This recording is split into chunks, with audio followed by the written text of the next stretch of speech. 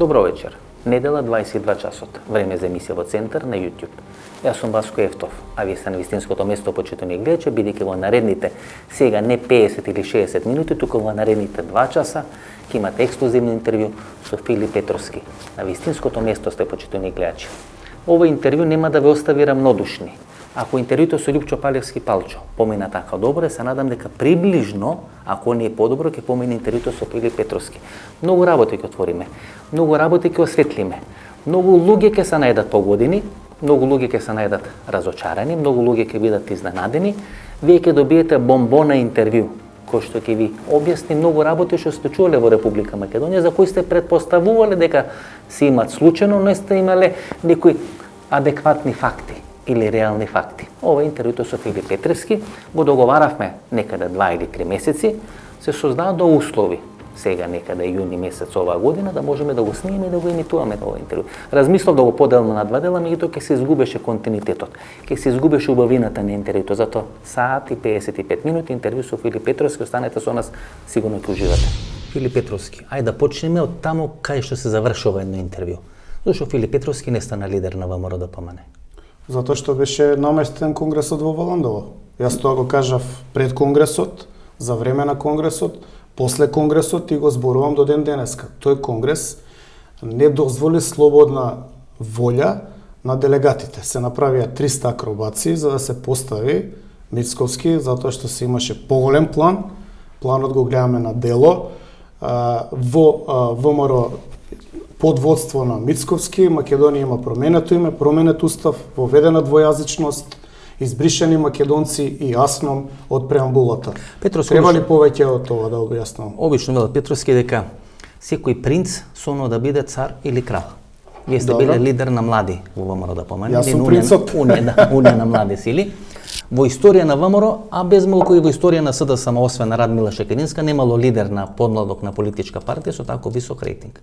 Сите очекува врвот на вашата политичка кариера да биде да станете лидер на ВМРО ДПМН, да го замените Лјупчо Ѓорѓиевски.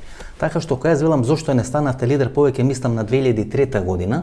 Добро. На конгресот во Охрид 2003, отколку 2017 година во Валандово. Значи јас многу повеќе очекував 2003 година по заменување на Лјупчо Ѓорѓиевски, вие да го замените. Бидејќи не сме снимале 2 години. Да, одамна не сме се виделе. Пред една недела со Лјупчо Палевски направивме некој полуисториско, полуполитичко интервју. Можеби е време сега со вас. Можеби е време сега со вас да направиме некој полуисториско, полуполитичко интервју. Некои работи во минатото што биле многу интересни, можеби свесно, можеби несвесно не сме ги отвориле, не сме ги анализирале, да ги отвориме во оваа емисија. Зошто 2003 година вие не станавте лидер? Комплексно е прашањево, а има логика. Прво и основно бев млад, немав политички ментор и немав ментор како што имаат сегашниве структури и што го спомнавте во претходните емисии, ментори од страна на олигархијата и од страна на тајните служби. Никогаш не сум преговарал и не сум се договарал со тајни служби или со олигарси. Ке те подсетам, Васко, своевремено се појави еден документ кој што се обидува да го уништат од 2002 до 2006 СДСМ, оперативно-технички мерки што се преземени против ВМРО ДПМН од страна на тајните служби. Во тој документ на прва страна седиштето, Лјупчо, Доста и Филип Петровски. После следи Флоровски и редица други. Јас се сомневам, значи, вие и врз основа на моите Лјупчо Ѓорѓиевски сте тројката која е најмногу следена од страна на СДСМ. Да. Во тој временски период. Не знам, не СДСМ, од тајните служби кои после и реферираат на СДСМ, бидејќи тајните служби беа под контрола на олигархијата политичка на СДСМ, посебно на Лазе Китановски. Јас со него сум разговарал на овие теми и ние сме биле и во дуели во 97 година, кога му реков имам закани по животот, тајните служби ми се заканува дека ќе ме фрлат у Вардар у кеса за ѓубре и така натаму. Петровски, интересна работа. Целата структура на ВМРО ДПМН, кој подоцна беше и ке Никола Груевски и Никола Тодоров, подоцна Александар Николовски, така натаму и така натаму, потекнат од правен факултет. Освен вас, најголем дел од екипата и на студентските протести, а подоцна и на средношколските протести, гравитираше или беше на правниот факултет, кај што главниот играч беше Лазар Китановски. Таткото на Лазар Китановски е политички интимус со Лазар Кулишевски. Оттамо Лазар Китановски го добива своето име. Значи вие сте на филозофски факултет, меѓуто целата таа екипа и Никола, да не спомнуваме, целата таа екипа на студент Владко Ѓорчев и така натаму со правен факултет. Владко е од Корчаген во тоа време и уште не е член на ВМРО, јас го зачленив Владко Ѓорчев. Во ВМРО да помене, да. На моја интервенција ги зачленив сегашниот директор на МТВ, Маријан Цветковски и Владко Ѓорчев, при што Владко Ѓорчев имаше резерви дали му е време да се зачлени во ВМРО. Тоа се историски непобитни факти. Може да се видат некои фотографии, мислам дека и Шептански Ванчо ги објавува кај себе на Facebook профилот, тамо е Ефто, Оделчо сега директор на партијата, еден од главните играчи на Христијан Ницковски, тамо е Фреди, тамо е Александар Пандов, тамо сте вие, тамо е Никола Тодоров, Антонио Милошевски и така натаму. Тодоров, сликата што е објавена е лично моја и таму е единствено сведоштво дека се појавил таму. Јас Тодоров во тоа време не го познавав.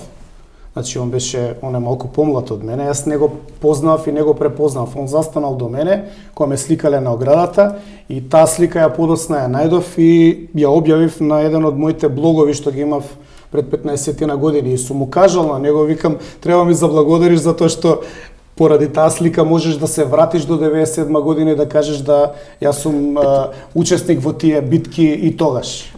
На друго место го нема него. Лазар Китановски беше болен, значи никаде пред крајот на неговиот живот ни потврдо ни одречно не ми одговори на прашањето дали стоеше за одредени протести или одредени расплети во рамки на ВМРО ДПМН. Инаку Лазар Китановски живееше некаде Црниче Пржино, беа комши со Данчо Шутурков. Значи тоа е една полициско-разузнавачка безбедносна бизнис олигархија, значи многу мокна, која што држеше Македонија целосно. И некој од Дебарца. Тоа е Охридско Дебарца крило што е. Интересно, например, Александар Николовски. Таму се и Бузле, и Лоилјовски, моćната екипа на СДСМ во 90-тите. Бранко Азарски, Бранко Царенковски, во ВМРО ДПМН Александар Николовски од Дебарца, сегашниот потпредседател. Мислам дека се од исто место. Не сум сигурен. Од исто место се од кај што е Лазар Китановски. Дали е можно студентските протести кои вас ве вивнаа во орбитата на политичката битка, на политичките структури, да биле организирани од тоа некое подземје разузнавачко на Лазар Китановски? Дали Лазар Китановски преку некои луѓе ви контролираше студентските протести? Можно е да имале малку ми е топло, ама добро, темите се. Не, темите не се жешки, овие се многу добри теми, погодни теми се и треба да се разговарат. Треба веќе да отвориме. Да, треба да ги понудиме од историска перспектива на јавноста заради тоа што постојат многу празнини кои што секој ги исполнува со импровизација. Јас ги знам посебно со лаги.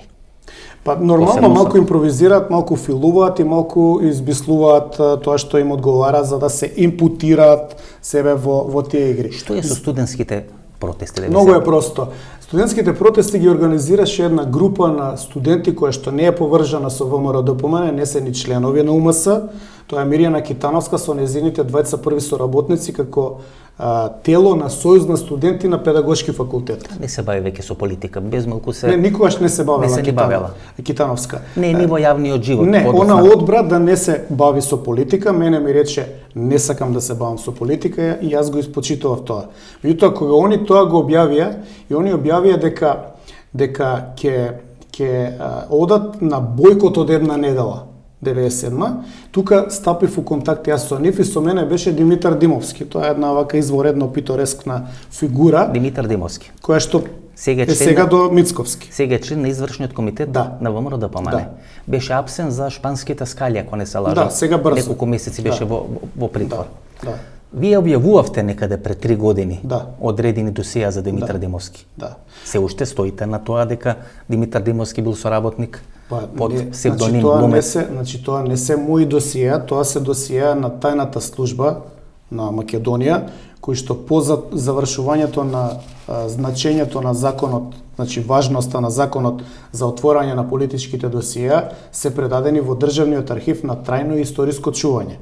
Тие документи во моментот кога се предадени на Државниот архив се декласифицирани и со тоа се, според законот за архивот, достапни за истражување, но и за објавување. Така што тие се документи кои што можете и вие или било кој да отидете во Државниот архив и да ги консултирате. Достапни. Меѓу другото, како е он деконспириран, но и некои други, муабето што ја го имам слушното дека во моментот кога тајната служба во 2002 година во време на СДСМ ги предава околу 10.000 досиеа во државниот архив, они по грешка ги предаваат и кодошите. Значи не ги предаваат само жртвите, него по грешка ги упукале и кодошите. По грешка досието на Димитар Димовски завршува државниот архив. Да, тоа е значи пред вие да бидете, значи 10 на години пред вие да бидете или 15 години. Така пред вие да бидете директор на државниот. Има приказна за Димитар, па после ќе се вратиме на педагошкиот факултет. Значи неговото досие, тоа е објавено у медиуми, го има откриено, вработен од државниот архив.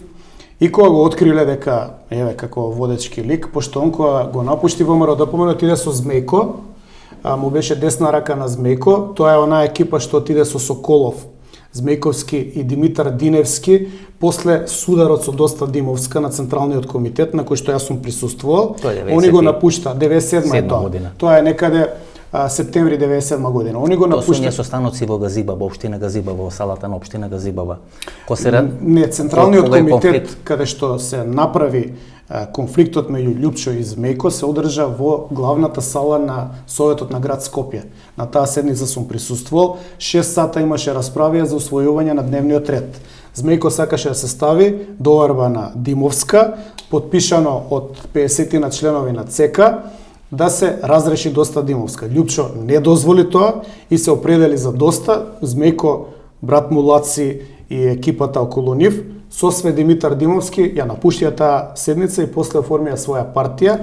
А во меѓувреме Димитар почнал да соработува тогаш или нешто претходно или нешто подоцна и со државната безбедност. Значи станал соработник. Тоа го има во документите. Значи 2002 година досието на Димитар Димовски, сегашен член, завршило во државен архив.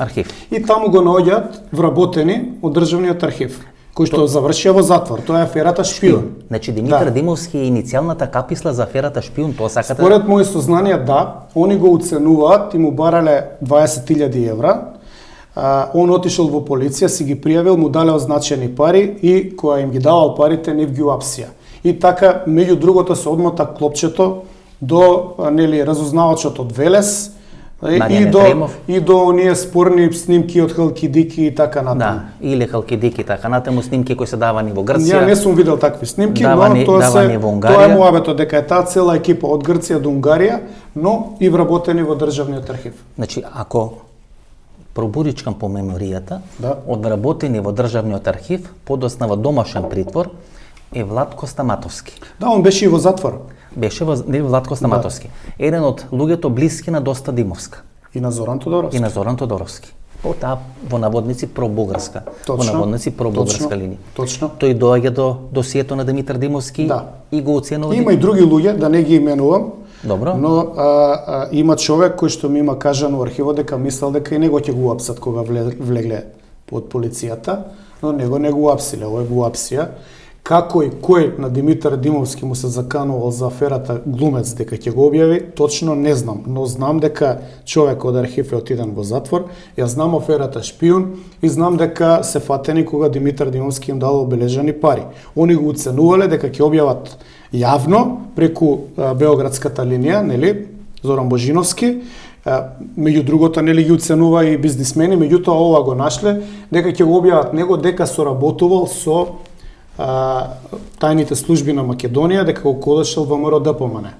И јас тие текстови, односно документи, изворно ги имам прочитано. И ги имам проучувано и анализирано. Не елементи, потврдувам. Значи, таму има оперативни извештаи, белешки, каде што се пишува лицето дојде во ДБК во Газибаба просториите и се задржа 2,5 часа. Разговорот беше конструктивен, добивме многу интересни сознанија за ВМРО, па за Љупчо, за Доста, за Филип Петровски, за Антонио Милошевски и не реди сите. Подоцна, исто така, има документ каде што он дозволува да се озвучи неговиот стан, кој што му го плаќаат они, барал граѓанство на Скопје и лична карта во Скопје и финансии, а се согласил аудио да биде озвучен станот за луѓе кои што ќе доаѓаат таму да бидат прислушкувани. Тоа е дрскост од невидени размери. Значи, тоа е подолго време.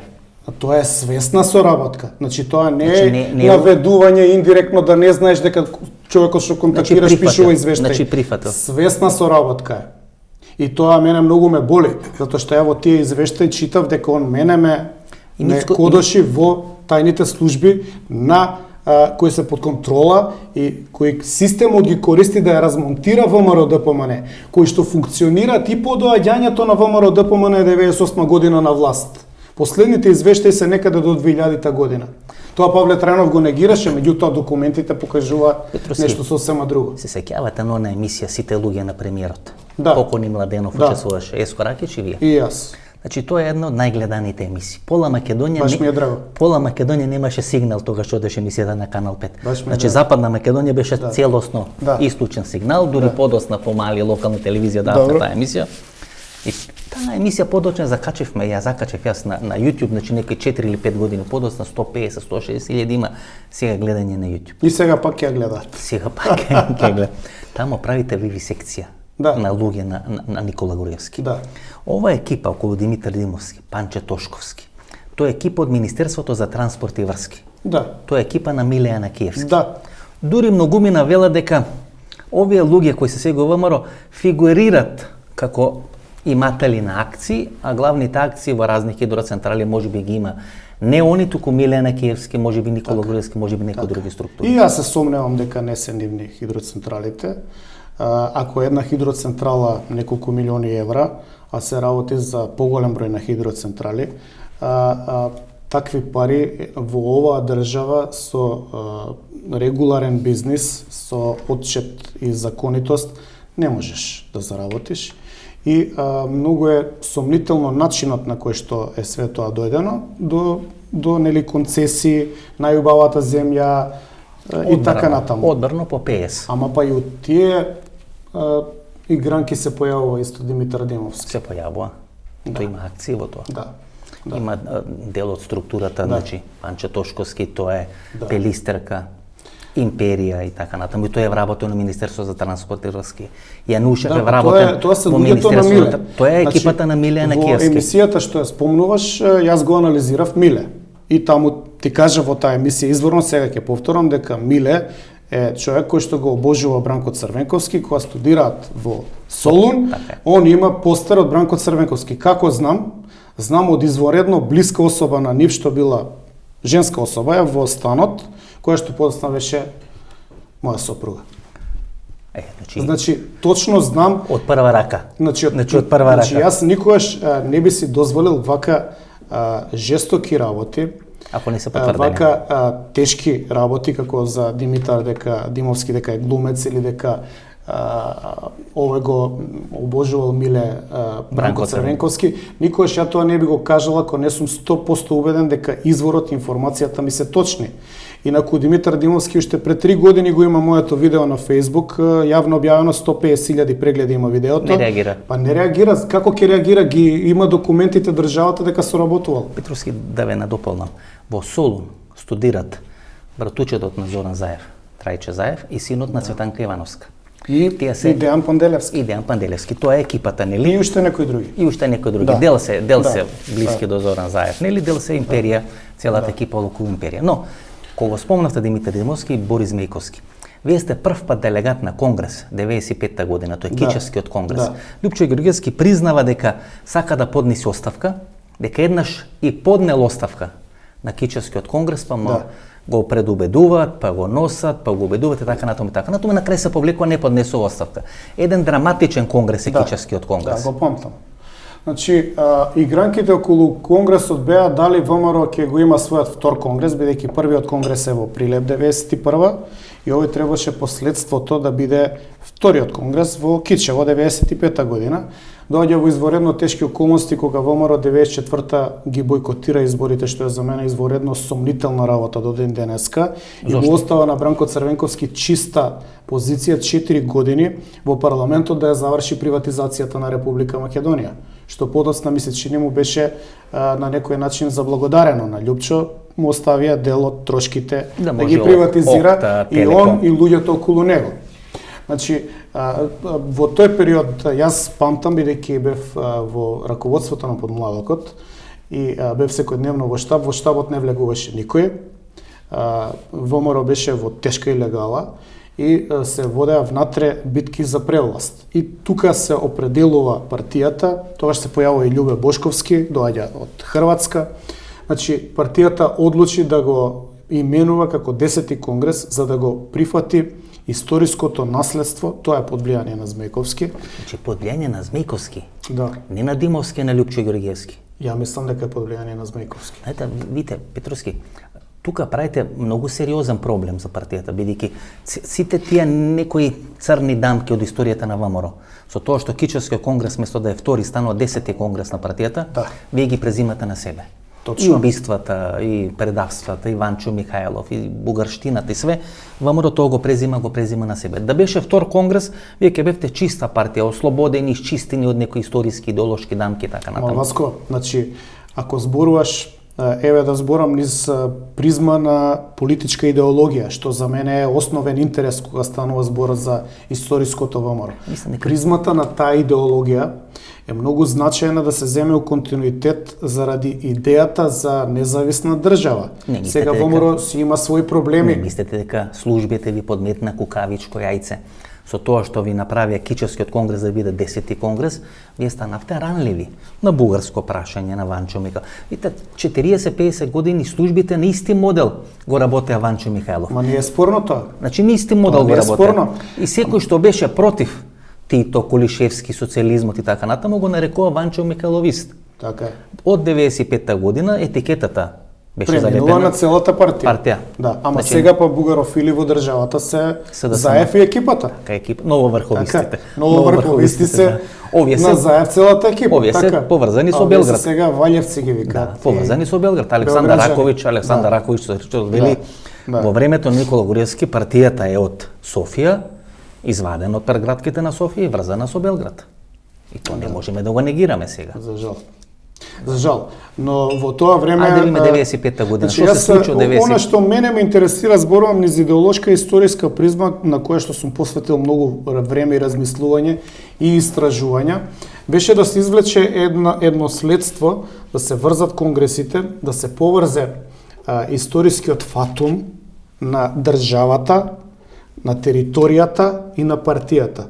Значи, беше идејата да се поврзе таа борба за држава, дека е наша. И ја на Груевски му кажав, како директор на Државен архив... Петровски, да, тука може. Многу ми е битно. Борис Мејковски има комуникација со службите? Не знам такво нешто. Значи, за такво нешто не знам. Кога формира политичката партија, а тоа е нели партијата кај што подосни Боро Стојменов, но и Слободан Богоевски. Да. Па тоа се чудни ликови. Тоа се многу чудни ликови. Чудни ликови. Како Слободан Богоевски станува член на партијата на Борис Мејковски. Да. Кој го работел? Борис Мејковски го работел Слободан Богоевски во наводници или Слободан Богоевски го има работено Борис Мејковски или имале партнерски односи? Тоа сакам да го разјасниме. Суштината е што Димитар Димовски е десна рака на Борис Мејковски. Значи, дури кога прави Мицковски својот извршен комитет сега, смета дека Димитар Димовски ќе треба да му ја стави под контрола групацијата на Борис Мејковски. Една од употребните вредности на Димитар Димовски. Употребната вредност му е повеќе околу бизнис делките и сервилноста затоа што е ранлив околу овие документи кои што се обзнанети дека соработувал со службите. Но сега ако ги погледнеш како партија шах, луѓето кои што се околу Змејко, навистина станува мощне индикативно што всушност се случувало. Еве денеска открија кај Змејко плоча на основање на ВМРО ДПМН Мицковски. Сега што се прави? Она што го правеше Груевски со Драган Богдановски, што е исклучително упитно, значи исклучително проблематично, познавајќи ги елементите што све се случувало околу тоа, а го правеше за да го избрише Лјупчо. Сега повторно се прави интервенција. Идејата мислам дека изворна е таа историја секогаш ве уништува кога ВМРО ДПМН. Кога имате премногу историја, премногу идеологија, многу малку прагма. Нема идеологија, грешка си. Значи, Како би го дефинирале тоа? Например, Груевски сака да го избрише Лјупчо Георгиевски. Значи сите се основачи на ВМРО. И се беше воздигнат Драган Богдановски. Драган Богдановски има свое значење. Не само Драган Богдановски. Никола Груевски одигра на картата на Никола Клюсев и на неговиот вујко. Мијалков Јордан. Дека тие се основачите на ВМРО ДПМН. Па на еден од овие настапи во Крушево кажа дека Ченто го крeva Втората светска војна во Република Македонија, ка не се комунистите, не се партизаните, туку е граѓанската класа во Република. Значи, и сега повторно влага ВМРО ДПМН во некое фризирање на историјата. За жал тоа не го работат историчарите, а имаше проминентни и има проминентни историчари.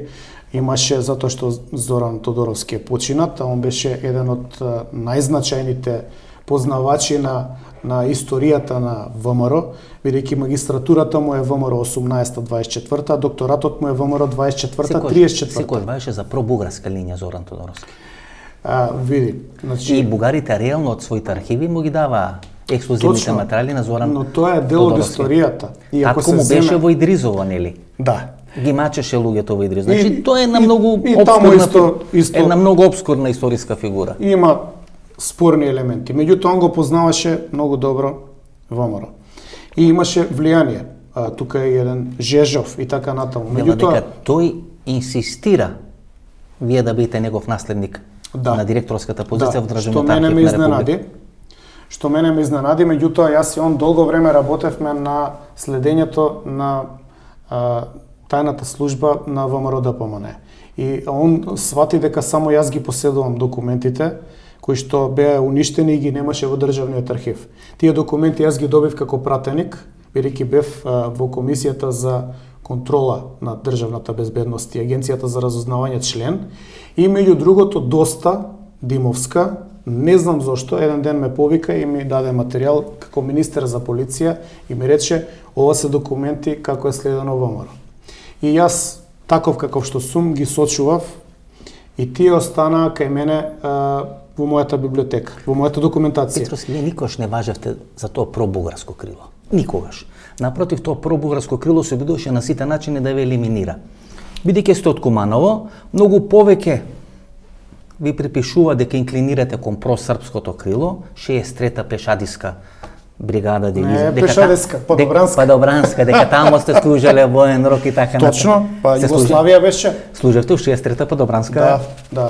Оттаму се сите овие црвени баретки, главни играчи и така натаму. Да, имам беретка дома. И имам 33 скокови Подобрански. И тоа го користе како и сум бил на фронт.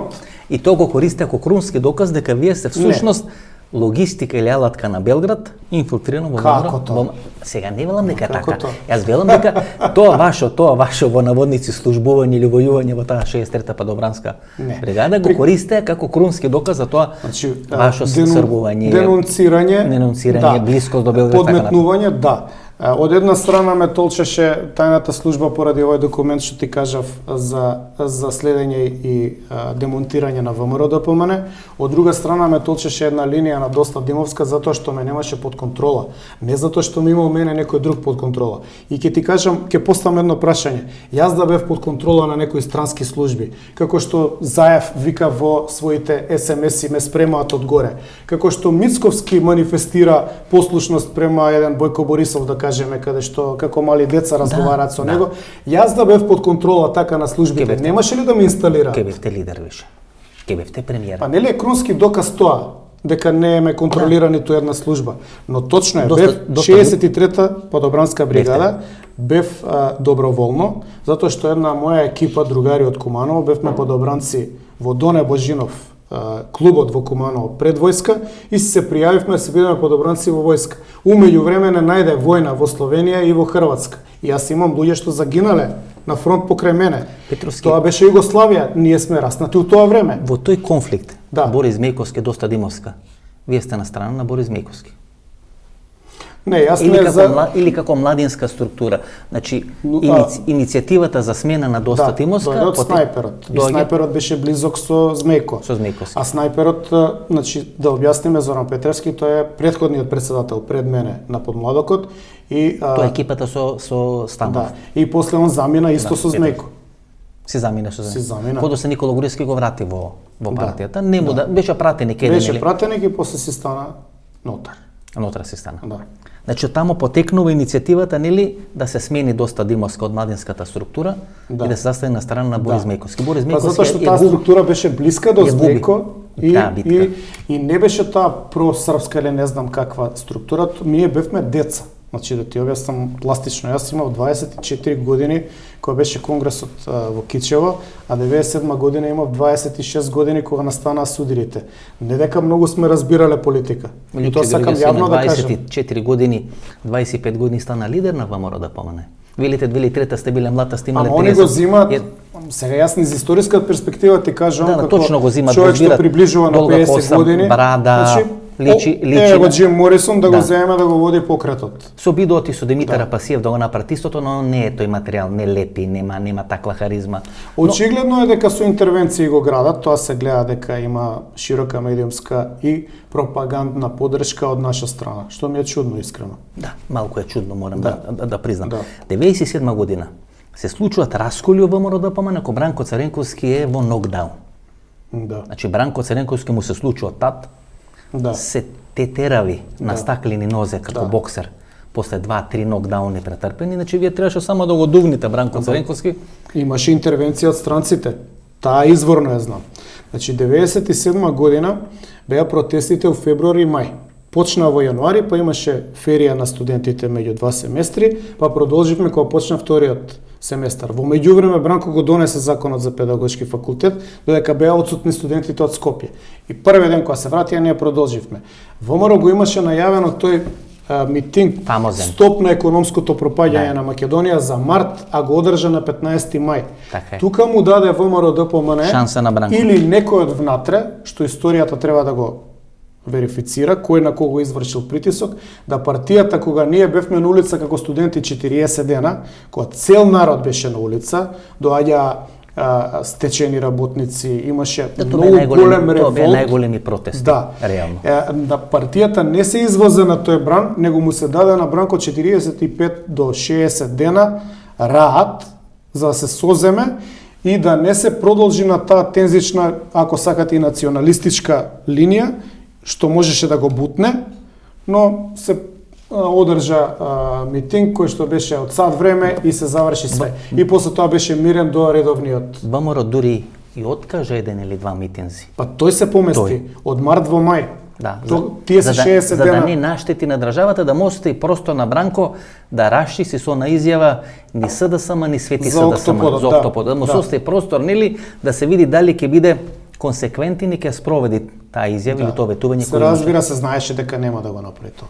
И подоцна следи оној раскол во ВМРО ДПМН. Да. Таму се појава Никола Клюсев, се појава владиката Стефан, во оној совет на интелектуалци што е формиран после тоа. И ВМРО 98 година доаѓа на власт. Да, тогаш е регрупирано ВМРО жестоко, сериозно, напушта групата на Змејковски, се зајакнува доста, се појавува Димитар Димитров, татко му на Никола Димитров, се појавува Клюсев, Мартин Треневски, Наумов, Љубе Цветановски, јас ги памтам луѓето бидејќи во тој извршен комитет влегов и јас.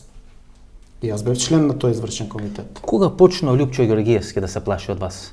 97 година, вие ги доживувате вашите звездени моменти. Ајде да го кажам, природно беше да го наследите Лјупчо Ѓоргиевски. Значи, таа 97 година Никола Груевски не знам дали е во ВМРО ДПМН, никој не знае за Никола.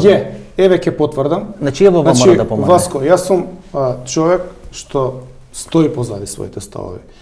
Никола Груевски е во ВМРО, меѓутоа не е функционер. Никола Груевски е исто млад човек како мене, он е 2 години постар од мене и он се моткаше тука негде нешта. Вие сте 72-та, тој е 70-та. Јас сум втора, он е 70-та. Значи потврдувам, кој што потврдувам за Тодоров, сликата јас ја извадив, потврдувам дека и Груевски во тоа време беше во, да речеме, радиусот на партијата. Он тогаш се спремаше и беше во Лондон да заврши брокерски курс, не школа, и се гледаше дека некој го спрема, дека му дава антураж, форсаж, да он се промовира во лик. На годишната конференција на УМС, на подмладокот, одржана во мај 97 година, тоа е во работното председателство. Значи вие во работно председателство. Јас сум тогаш подпредседател на подмладот и него го ставаме во работно председателство. Зошто? Со Снајпер разговаравме што како, ај ќе ставиме едни проминентни ликови. И некој го предложи него, еве го, Брокер ќе биде да го ставиме. Меѓу другото, тука во тоа работно председателство и Данило Глигоровски, кој стана тогаш најмладиот доктор на науки во Македонија. Така што не е точно, или јас немам информации дека он бил во Демократска алтернатива. Он си е изворно тука. Некои негови соработници, можеби Гордана, биле таму. Јанкуловска, да. Значи не знам со сигурност, но Зоран Ставревски беше дел на таа Дебарса варијанта. Да. Но тоа е екипа која што он Велме после ја повлекува преку ДЕА, а ти добро знаеш дека ДЕА беше понтонски мост за спасување од кривични дела на голем дел од олигархијата, која што всушност од 94 до 98 се нафатира и после им требаше преку Циле понтонски мост да не бидат гонети. Да ги легализира пари. Некој од нив има кривични пријави кои што никогаш не се реализирани. Тоа е Македонија Турис, Штерио, Ферашпед. Значи мене ми се познати тие работи. Така Еве ќе те потсетам, Љупчо зборуваше за Александар Палас дека е најголемо перење, хотел кој што е најголемо перење на пари, не знам 15 милиона марки, тоа му беше лајт мотив у целата кампања 98 за парламентарните избори. На говорници го кажуваше пред илјадници луѓе во Македонија. Па и 2000 година тоа го збореше на камени мост спроти комерцијална банка пред новото парламентарно мнозинство кој се правеше. Што направи? Ништо не направи. Стана бизнисмен. Не, и он стана олигарх. Да, стана он е сега веќе олигарх. Средно богат како што Да не е накај побогати. Да не е меѓу побогати. Да. Значи он си ја одигра работава, тоа веројатно го интересирало и тоа го направи. Зошто Љупчо Ѓорѓиевски? Сега ме прашуваш зошто не бев лидер и наследник на Љупчо Ѓорѓиевски. Еве може ли да одговорам на тоа прашање со зборовите на Борис Стојменов. Он е жив, може и да го потврди тоа.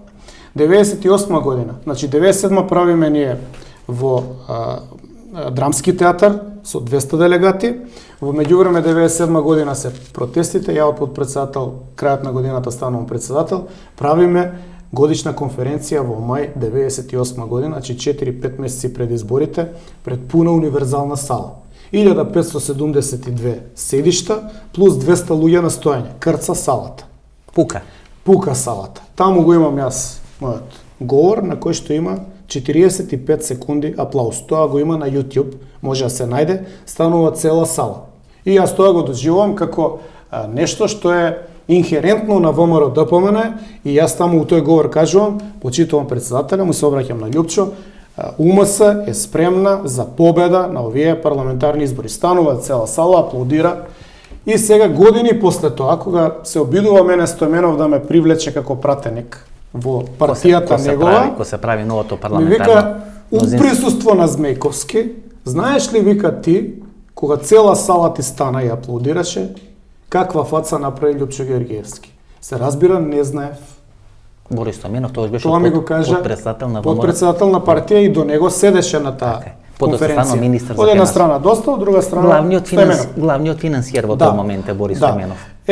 Дали стравот од некаков силен наследник и харизматичен лик победил, или едноставно ја не сум знаел да одиграм како дете работава, да се врзувам, да се улизувам, да веднам глава, да барам тајни служби и така натаму, но они мене ме праќаат во Њујорк. Њујорк е искористен да ме компрометираат. Да, вие сте максимално масакрирани, мотори, масакриран сум. Билјана Секуловска, Ајден, значи тоа се води хајка и хајка против вас. Која трае 2-3 години. Која трае 2 или 3 години. Значи масакриран сум без ни еден точен податок. За разлика од вас, купувате македонски производи.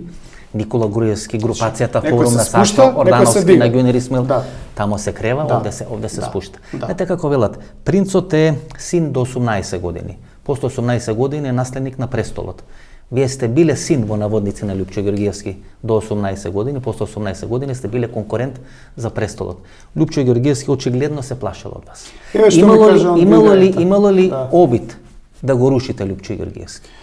Имаше една ситуација што он мислеше дека е обид за рушење, тоа е март 2000 година, кога он на мене, пак е тука доста умешана, тоа е веќе 2 години од страната секаква опасност го нема, Змејко, нема фракции, нема ништо, ВМРО се зацврснува на власт, доста е подпредседател на влада, тука ги има ликовите како Гугуловска, Пандов и така натаму, Владко Ѓорчев. Ружица Гуголовска. Да. Еден од клучните играчи. На доста, да. Да. На доста во тоа време, да. Во ВМРО жените секојаш играле клучна работа. Зошто да не? Или убивале, Зошто да не? или некој се заљубувал у нив. Зошто да не? Пробува да ве компрометираат со жени? Јас можам да ти кажам една работа. Бидејќи Со Гугуловска жена, подоцна завршува ке Борис Трајковски. Васко, Покојни. мене со жена не може да ме компрометираат. Да прашам Јас сега. сум љубител на жени, не сум обратен. И мислам дека би можеле да ме компрометираат, а такво нешто не постои со маж. Покојна Иначе доста- со жена може само да ме пуфала. Покојна Ипак доста- сме ние покојна доста Димовска конзервативна средина, каде што ако ти залепат жена и ако бидеш со жена, тоа е комплимент. Добро, тоа е добро. Доста Димовска постојано велеше, внимавајте, жените во ВМРО се обучени да прават све. Тоа на некој кафе не Па врза. правеле ликвидација. Или ќе ве ликвидират, или ќе се заљубите, па ќе ве контролират. Не успеа. Затоа ве прашам, значи При обидот од таков тип, сега Ружица Гуголовска е во Софија. значи не зборам во за Бугарија. неа, Да, зборувам општо. Керка на При оперска обидот да ме пеа. компрометираат, не Симон успеваат. Гуголовски. Значи не успеваат да ме компрометираат. Јас го пресретнав тоа како идеја. Модел на доста Димовска. Јас мислам да. Да, модел на доста. И во таа игра влегува Владко Ѓорчев, ова не сме го кажале ни у претходните емисии. Владко Ѓорчев влегува. А Владко Ѓорчев претендира тогаш да стане председател на УМС после мене. И он него го избираат, бидејќи он релативно познат ради протестите и помлад може лесно да го контролираат, го избираат него да ја води таа тупаница против мене. Лјупчо ме вика во кабинет кај него. Ѓоргиевски. Да, Лјупчо Ѓоргиевски ме вика како премиер во премиерски кабинет, ме вика ти треба да си дадеш оставка од председател на подмладокот. Тоа е негде 2,5 години од мојот мандат. Ја му викам во ред. Значи тоа е некаде околу Во ред, зошто? 97 околу тебе има контроверзии, вака, така, онака, се случува, пишуваат за тебе. Значи тоа е пред И војната. ја му викам у кабинетот вака, Лјупчо, тебе те облекуваат у нацистички униформи, те ставаат на Македонија денес на насловна, па ја не мислам дека ти треба да си дадеш оставка. Те прават фашист, зборуваат дека го кршиш кабинетот, дека е тепаш смешка и така дале. Тоа ја му викам Лјупчо. Дека гол се соблакал, дека Лјупчо, пишал викам поезија. тоа, па да, му викам Така. Лјупчо, тоа е дел од пропагандата, затоа што ја тогаш веќе го знам оној документ Моделот за како демонтирање од на ВМРО. службите на ВМРО. И тука ќе ти кажам една мала дигресија дека новинарка проминентна ден денеска активна мене во 6 очи, значи пред сведок, ми признава дека добивала инструкции кога сум бил председател на подмладокот и пратеник, инструкции во тајните служби, не ми кажува кои ликови, како да ме напаѓаат во вестниците. Нели е тоа доказ, односно изворедно сведоштво дека тајните служби, политичка партија Новинари. и новинари работат заедно, организирани да ја соборат легално изберената власт во 98 година. Тоа мислам, Кој што што му прават на Трамп цело време од како е дојде. Тоа мисла Чокрски тоа го кажа. Единствен тој кажа, брак од интерес Да. на собраниска говорница. Да, он доби од мене побарување пред комисија за лустрација и е лустриран поради моја барање. Јас ги однесов документите од тогашната комисија и он е лустриран Значи- со 12 други луѓе. Значи Петровски, Лјупчо Ѓоргиевски бара оставка. Тој ми бара На оставка. председателско место во Унија на на млади сили подмладокот. на ВМРО. Е, сега не е како денеска. Значи, мора да ви објаснам што беше подмладокот тогаш и зашто беше страшен подмладокот.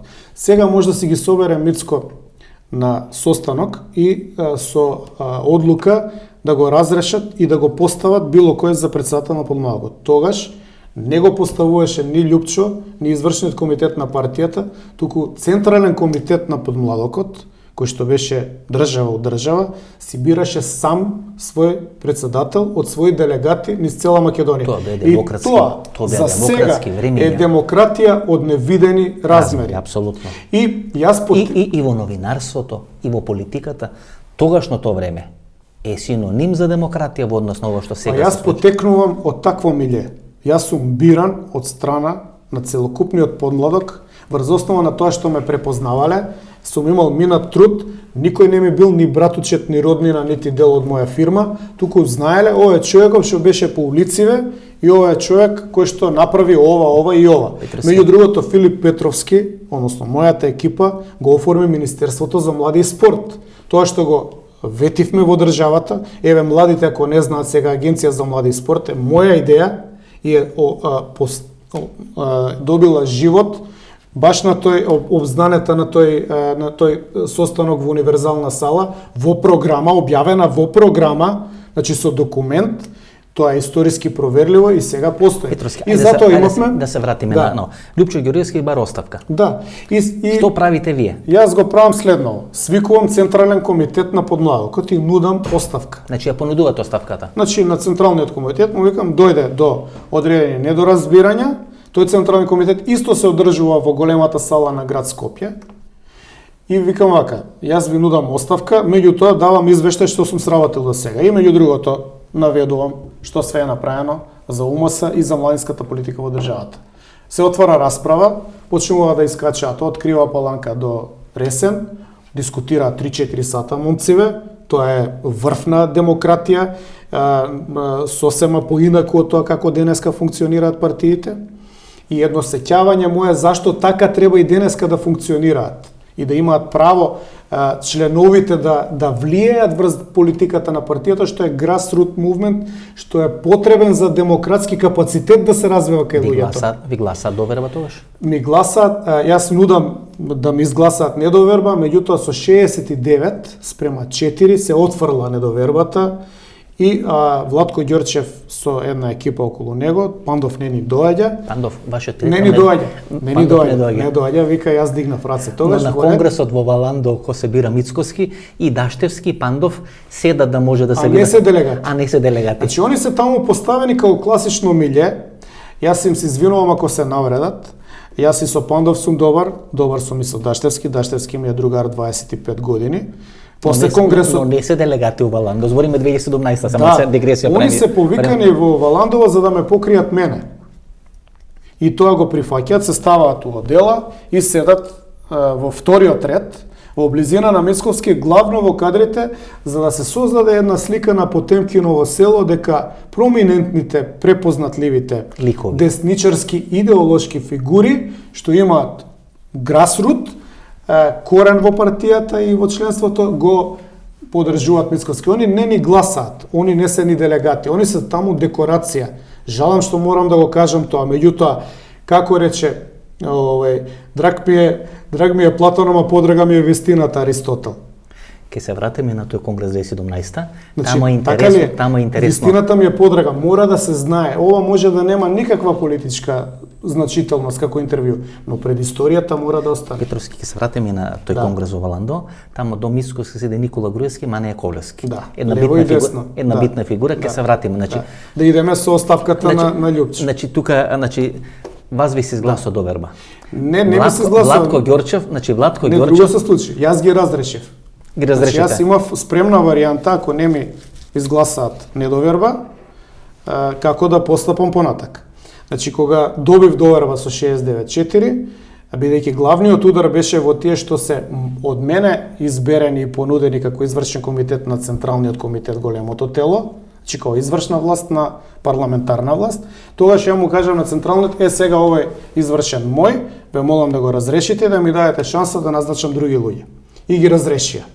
Амблок ги разрешија. И јас отидов на скијање во Маврово. И тука настанува хаос. Се јавува Далавера кај татко ми. Драган Далаверски. Да. Директорот на Царина. Да. Драган Далаверски. Се јавува како човек на доста, прв човек на доста. Десна рака. И обезбедувач, нели, на финансии. Се јавува кај татко ми го прашува следново. Дали Филип Петровски тргна на Лјупчо Ѓорѓевски? Татко ми му кажува, не. Филип Петровски ви прави поента да сватите дека тоа што се сервира како пропаганда против него и тоа што се состојбите во подмладокот, воопшто не кореспондираат. А трнавте ли против Лјупчо Ѓорѓевски? Сега он ме вика. Далаверски. Значи Далавера расчистува со татко ми, прави дипломатска увертира, за да ми се јава. Испипува пулс. Да. И сега ме вика Лјупчо на втора средба. Ја пак одам кај него во кабинет. И ми вика, што се случи, му објаснувам, викам, еве, ти докажав дека подмладокот стои позади мене, а не позади неколку ликови кои што, да речеме, се блиски до доста. И сака да направат пуч кој што не е подпрен во младинската. Младинската тогаш имаше 15.000 членови. И тоа реални членови, не е дувана бројката проверувана од мене на терен. И он ми рече, добро, што ќе правиме сега? Ова може да се свати многу лошо, бидејќи тука требаше ја да му кажам, сега ја не дадав оставка, треба да си дадеш ти оставка. Те молам, може ли да си дадеш оставка? Значи те замолува. Да. И ја му реков, да, ќе си дадам оставка, но имам услов. И он ми вели, кој е тој услов? Ја му велам, Владко Ѓорчев нема да биде председател на подмладокот. Кој ќе биде? Игор Гиевски. Вие го ставате? Јас го ставам. Клучен играч во моментот. Љупчо ме гледа 5 секунди во поглед на кобра и не знае како да реагира. Меѓутоа знае дека ја нема да се повлечам, бидејќи они имаат профилација, знае дека јас сум човек кој што не се повлекувам лесно кога има предизвик и посебно кога има, да речеме, адреналин и инволвирано сила или страв, ја на тоа реагирам обратно пропорционално. Значи, ако ме тераше со сила, јас немаше да се повлечам, можеше само се договори со мене. И немаше сила председател на подмладокот да биде срушен нити од премиер, нити председател на партијата. Љупчо Одвај го сруши и снајперот. 3 пати искачаше на централен, на подмладокот да збори како председател на партија. Тоа беше демократија. Игор Гиевски. Да. На ваш предлог станал председател на младина, но не на млади сили. Да, и многумина ми замеруваа денеска за тоа. Нема во оваа емисија да отвориме, но фамилијата Гиевски. Најмоќната фамилија позади Мицковски. Позади Мицковски. Да. И они се неговата особина. Игор Гиевски е во Елем. Да. Се спомнува дека можеби дел од акциите од некои електрани завршиле кај него, можеби, не знам. Можеби, се зборува по Скопје, да. Слободанка Гошева. Дека он му ги хендла тие работи. Слободанка Гошева исклучително битен играч Во Телеком. Да. Очекува ако ВМРО победи да биде прв човек на Телеком. Старата Гошева, уставен судија. Уставен суд. Одредени врски према Ларис Гајзер, паневропска унија и така натаму се влечат. Инаку и Слободанка Гошева имам за членето во ВМРО. Ако почнете да кажувате, ако почнете сега да кажувате, ќе испадне дека поише имате негативно, нема позитивно. Посори вие сте го донеле Мицко на власт во ВМРО да помане на крај ќе испадне. Не, Мицковски си дојде од друга партија. Он си беше од друга партија и го донесоа овие луѓе.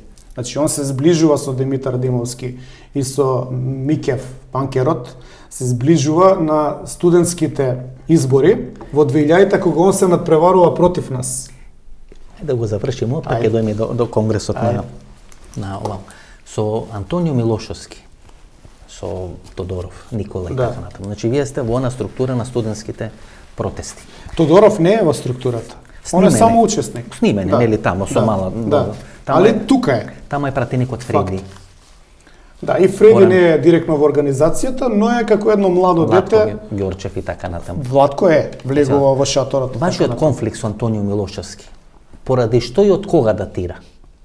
Конфликтот не е мој, туку е конфликт на снајперот, на целиот подмладок, значи на цело УМС, против Антонио, кој што тогаш ги зафаќаше линиите на доста и тогаш во тоа време оди по тие семинари што го прозива сега Каракачанов и се слика со бугарски знамења и така натаму. Значи тогаш почнува да оди. Тогаш тоа не беше, немаше своја почва плодна, не можеше да фати во подмладокот. Станува портпарол на владата. Да.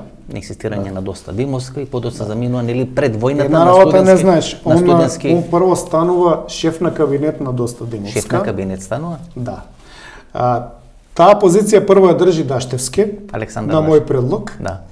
Меѓутоа после е диспачиран, односно пренесен кај во Царина како помошник директор кај Делаверски и тогаш доаѓа Антонио. Меѓутоа доста е изузетно незадоволно од него и го трга. И тогаш он на стаклени нозе, се до оној момент додека успева да се наметне на нему својствен начин на Љупчо за да стане портпарол. 2003 година. Оставката на Љупчо Ѓоргиевски, повлекувањето од функцијата лидер на ВМРО ДПМН, се објавува во Дневник, објавува Бранко Геровски. Така да има некој континуитет кај Бранко Геровски. Тоа што денес и што било тогаш. И тога се промовира Никола Груевски. Никола Груевски во тој момент е советник во српската влада. Да. На Божидар Джелич, така мислам дека се каше нивниот. Да, на Джелич. Да, подпредседател на владата за фискализација и така натаму и така натаму. Значи ги купи тие 6 станови, нели мислам дека сметаше дека ќе му заврши политичката кариера, но некој одлучува дека треба Никола Груевски да биде лидер на ВМРО ДПМН, наследник на Лјупчо Георгиевски, тоа е 2003 година. Да, и сугерирано му е на Лјупчо и Лјупчо го прифаќа тоа. Значи, Лјупчо да немаше директна интервенција во Охрид. Значи, јас во Охрид бев со екипата на Маријан Ѓорчев. Ѓорчев ми приде, ми рече: Филип, јас ќе бидам кандидат за председател, дали сакаш да бидеш во мојот тим, доколку победам како председател на ВМРО. Тогаш и Пандов е на страната на Ѓорчев. Би можеле ние да вие би ми биле како најбитните играчи во, ако бидам председател на партијата. Реков: окей, пошто овој јас со Груевски немав некоја близина, немав комуникација. Да, иако мене Сашо, два различни света бе. Сашо ми го Сашо Мијалков. Мијалков ми го кажа планот дека Груевски ќе биде председател на ВМРО ДПМН и премиер на Република Македонија месец и пол пред Лјупчо да ја објави оставката. Значи, Која на мене ми беше чудо невидено. Значи, ми беше воопшто нејасно дека такво нешто може да се деси во ВМРО. Прво, ние уште не можевме да се помериме дека Лјупчо би си отишол. Он беше икона на партијата. Никој не ни бараш оставка од него. Да. И кога Сашо мене ми го кажа тоа, ја не можев да го сватам и му реков, иако нели се братучеди со Груевски, му реков: мене ова не ми се верува. И он ми рече: ќе видиш, слушај ме, ќе видиш што ќе се деси. И се што ми кажа мене Сашо, при тие наши разговори, Сашо беше кај мене во Њујорк на гости. Значи, не збориме, сме се нашле во кафана Случајно. Како јас и ти, не знам, негде во центар на Скопје. Значи, со намера доаѓа ке вас. Сашо беше кај мене 10 дена во Њујорк на гости. Со намера доаѓа, значи. Не знам дали дошол со намера, меѓутоа тие се муавети, да речеме, интимни, кога искачаме, се дружиме подугачко време. Тоа е, и значи, дискутираме. зимата 2003 година. Да, Тоа е февруари 2003.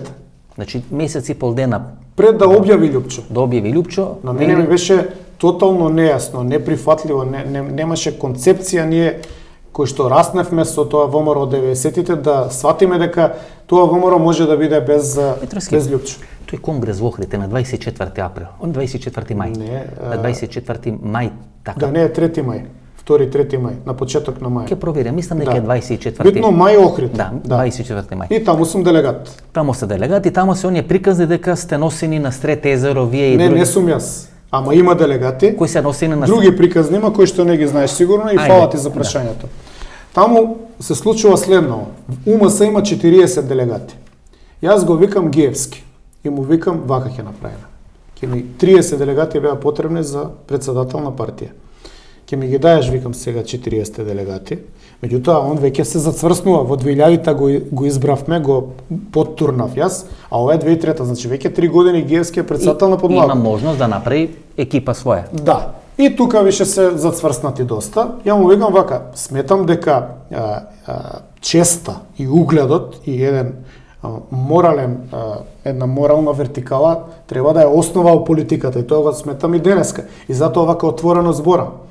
И јас, сметајќи дека сум дал политичка жртва у мојата кариера за него, му викам, бидејќи он ќе беше ништо, никој. Очекувате да ви врати. И очекувам да ми врати. И тоа е повеќе пријателски, па и другарско очекување, него политичко очекување. Добро, тоа е и му викам вака ќе направиме. направиме. Основа политика, лобирање. Да. Му викам ќе ми ги дадеш тие 40 делегати од УМС, ја ќе се кандидирам за председател. За Охрид збориме, не за Ландово. Значи Охрид. Тогаш настана паника. Ова прв пат го кажувам јавно, никој не го знае ова до сега. Значи сакате се кандидирате? Да. И му вика, ама како? И он пиеше диазепами секој ден, Гиевски. И Игор Гиевски. Еве нека ме демантира. Значи има сведоци. Значи он беше тотално отиден нервно. И вика, па како ќе направиме, што ќе направиме? Абе човече, викам. Може нема да влеземе во втор круг. Ама ќе отпаднеме со 50 гласа или 60, ќе дојде ти Ѓорчев и Груевски да преговараат со нас за тие гласови за да го победат опонентот. Викам, тоа е проста таблонет партија, карти. Се собираат 2 и 2. Он место да ми ги даде гласовите, иде кај Лјупчо и му вика: Филип ми се заканува, и така си пробива место во милоста на Груевски. Ме откуцува. Игор Гиевски. Да. Иако он... И мене Лјупчо ме бара. И тоа ме бара преку оние што ги луѓе користеше да ги носат делегатите на Срет езеро. Значи преку Рамче. Не, друг човек. Мујо. Преку Мујо. Покојни командант Мујо од Куманово. Затоа што Мујо е па мој другар и Мујо ми вика вака: 12 сат на вечер, утре се гласа. Дојдите бара Љупчо. Сега ја, таков каков што сум, викам вака: на Љупчо ќе му кажеш, ќе се видиме од понеделник. Нема што да ми кажува за кога да гласам, ја ќе си гласам како што мислам јас. Сега, пред да бидат интервенциите од таков тип направени врз делегатите, во кампањата и во пресметките на тоа кој каква подршка има, победуваше Маријан Ѓорчев. Значи, ако немаше интервенција на Љупчо, Да. ќе победеше Маријан Ѓорчев. Немаше да победи Груевски. Се влагало по собивелот, се лобирало. Точно. Се носеше, Точно. се носеле на Точно. Зошто Љупчо не застанал зад Маријан Ѓорчев, а застанува, например, за Никола Груевски? Вите, Маријан Ѓорчев е Сега ќе ти кажам една... директор на Агенција за приватизација, па министар за земјоделие. Да, проминентен ВМРО-вски лик. Да, значи во негова Подпредседател на партија. време сметката на Агенција за приватизација ставена во Балканска банка. Кај што Груевски ја почнува својата брокерска кариера, тој банката на Илија Павлов, сега Каракачанов што го пишува. Значи ако Љупчо Груевски цела негова кариера некаде првите 10-15 години беше обвинуван дека е на пробугарски позиции, Тоа е таа линија. тоа е таа линија. Маријан Ѓорчев, зошто не застана зад Маријан Ѓорчев, гледате, значи, застана за Никола Груевски. Гледај, факт е, ја многу го сакам Маријан Ѓорчев. Ние сме многу блиски. Исклучително паметен човек. Факт е дека он пробугарски ориентиран. Тоа И не го ни крие. Ама тоа на мене не ми е проблем. Тоа не го ни Јас крие. ја познавам историјата на ВМРО, историското ВМРО. Мене не ми е проблем кога некој е пробугарски определен, кој што ја знае до детали историјата. Реоформувањето 19-та од Тодор Александров, од Петрски. Протогеров и така дале. Јас ги знам тие работи. Може ли конкретно да прашам? Да. Дали на конгресот во Охрид, ве велите 3 мај, јас велам Тој мај, 24 мај, не е битно, Да. значи мај 2003 година, бугарски данс губи од југословенски кос. Јас мислам дека да. И мислам дека операцијата за Груевски е спремена позади параваните најмалку 10 години. Е Значи, спремана. работено. Индикациите кои што ми ги дава мене Сашо у наш разговор и се она што подоцна се случува, на начин на кој што се случува, за мене покажуваат дека а тоа е со Даштевски сме го анализирале можеби неколку години, бидејќи заедно работевме. И партија имавте. Имавме и партија од Демократска Блиски десница сте, беше така. до мене втор Така. човек. Дим. И Димса беше, да, Арсовски. да. Сега можеби неќе да се знае тоа, ама тоа е факт. Значи фактите. Кога ја доаѓав на интервју кај вас, Димса стоеше до тебе. надвор пред врата, Димса ме чекаше да ме однеси, да ме однесе до ваша да те канцеларија. донесе кај мене во канцеларија. Тоа е Да ме праша кафе Васко, дали треба. тоа се факти. Така е. Не треба луѓето да се срамат од факти. Факт е дека јас сум имал партија. Ако ги интересира зошто, можам да објаснам. И тебе сум ти објаснувал Да. во емисии. И сме се и карале. името Демократска И десница, сме се карале. дека барам демократија. Демократска десница. 2-3 интервјуа на кафе Да. и така натаму. Сме имале? Сме имале сега. Види, јас сум ти кажал секогаш, не е за мене проблем било кое прашање. Само да можам да одговорам, да имам простор да одговорам. И сум спремен да разговарам. И ова интервју, мене не може да ми донесе политички поен. Меѓутоа, пред историјата, некои работи треба да се објаснат. Да. Нашиот народ има право да ги знае овие работи. Ние во Македонија немаме однос кон историјата. За жал. Гледате, Андов ја напиша својата книга од кој умре најголем дел од активните учесници. Да. Значи, книгите или исказите треба да се дават кога ќе може да се отвори полемика. Па ни става полемика да се дојде до одредена кристализирана вистина, што се случувало во државата, во ВМРО, ДПМН и така натаму и така натаму. Значи, таа 2003 година, Ама народ што не си ја знае историјата е осуден да ја повторува. апсолутно. И ние ја повторуваме. Да. Цело време во круг се За вртиме. жал во фарса. Да. За жал во Како фарса. фарса. Како фарса. Да. Значи, 2003 година Никола Груевски станал лидер. Да. Тука ја пропуштате по мене најголемата шанса. Всушност, вас не Христијан Мицковски, туку Никола Груевски ви е кочница за поголема политичка кариера. И во 2003 и во 2017. Во 2003 како опонент, Да. во 2017 како човек што го избира за свој престолонаследник. Антонио го зима во својот Да. кабинет или во својата влада. Владко Ѓорчев му е 10-15 години пратеник. Да. Никола Тодоров му е безмалку десна рака. Значи, целата таа екипа што е од некој студентски еве Маријан Цветковски, директор на Македонска радио телевизија и така натаму и така. Значи, целата таа екипа ваша, условно речено прв или втор ешелон на студентски протести, играјќи Груевски, само вие не играте ке Никола Тоа Груевски. е по мој избор. Значи јас сум можел да наведнам глава. Не сте сакале. Сум можел да наведнам глава. Сум мислел дека не треба да наведнам глава. Сум мислел дека треба да пројдам и по потежок пат за да ги докажам моите тези како валидни. Кога зборите за диазепам, за Игор Гиевски, се сеќавам на она емисија сите луѓе на премиерот кога говорите и Владко Ѓорчев како пие диазепам не знаејќи дали да му крене на телефонот на Лјупчо Георгиевски или на Никола Груевски, кога е конфликтот Лјупчо Георгиевски и Никола Груевски. Од сегашна временска дистанца, конфликтот Груевски и Лјупчо Георгиевски е фингиран или е реален? Фингиран. Да, мислам дека е фингиран. Лјупчо му служи во 2006 година како резервна варијанта. Добро знаеш дека Тито Петковски му ги даде пратениците по интервенција на Калето, американците. Полковник Тито Петковски. Битен играч. Бугарските летци, полковник Тито Петковски. Да, летоците од 90-та. Дел Калето, но пред Калето има средба со покојни Илија Камчев, кој со зетот на Тито Петковски оди и го наоѓа кога Тито Петковски на одмор на Халкидики. Така е. И таму е договорена. И таму му се дава инструкции дека мора да приде. Спасен е Орце Камчев. 2005 година Орце Камчев е принуден да напушти Република Македонија, има судски спор. Тоа со овие афери. Собраќањето на ДДВ. Фирми во Шипковица, фирми во проминентни министри од владата Никола Груевски биле директори на тие фирми Шипковица, Рачинови и така натаму и така. Но знаете кој, представници на навијачката група Комити така натаму и така натаму. Значи вие не прифаќате да бидете дел од екипата на Никола Груевски. Не по секоја цена. Сметате дека Лјупчо Георгиевски и Никола Груевски фингират конфликт. Да. Да, мислам дека значи Лјупчо стоеше како резервна варијанта со неговите 6 пратеници и сега ќе ти докажам зашто таа теза моја е издржана. Значи му ги дава како за малцинска влада пратениците и они стојат у резерва. Дури и Тито да не се сложи, Груевски пак да направи влада. И Лјупчо има изјави дека ќе ја поддржат како малцинска влада, нема да бараат ни министри, ама ќе ги дадат своите гласови да се избере владата на Груевски. Подоцна, за да му се одолжи, значи прво никогаш не е прогонуван Лјупчо. Така е. Е под релативна закрила. Капиталот што го има преку неговите бизнис партнери не само нечепнат, него е свртен многу пати во време на владењето на Груевски. И сега, како една благодарност од страна на Груевски, кон Лјупчо, екипата од Народна, преоѓи ВМРО, каде што е дел Мицковски, бидејќи он не му е ВМРО ДПМН е втора партија, значи да бидеме реални. Мене ако ме обвинува дека сум бил у некоја партија, ја викам да. А он прави нешто друго. Он вели дека бил член на ВМРО од 90-те години, што е изузетно сериозна лага, невистина, не е член, него е во други партии член.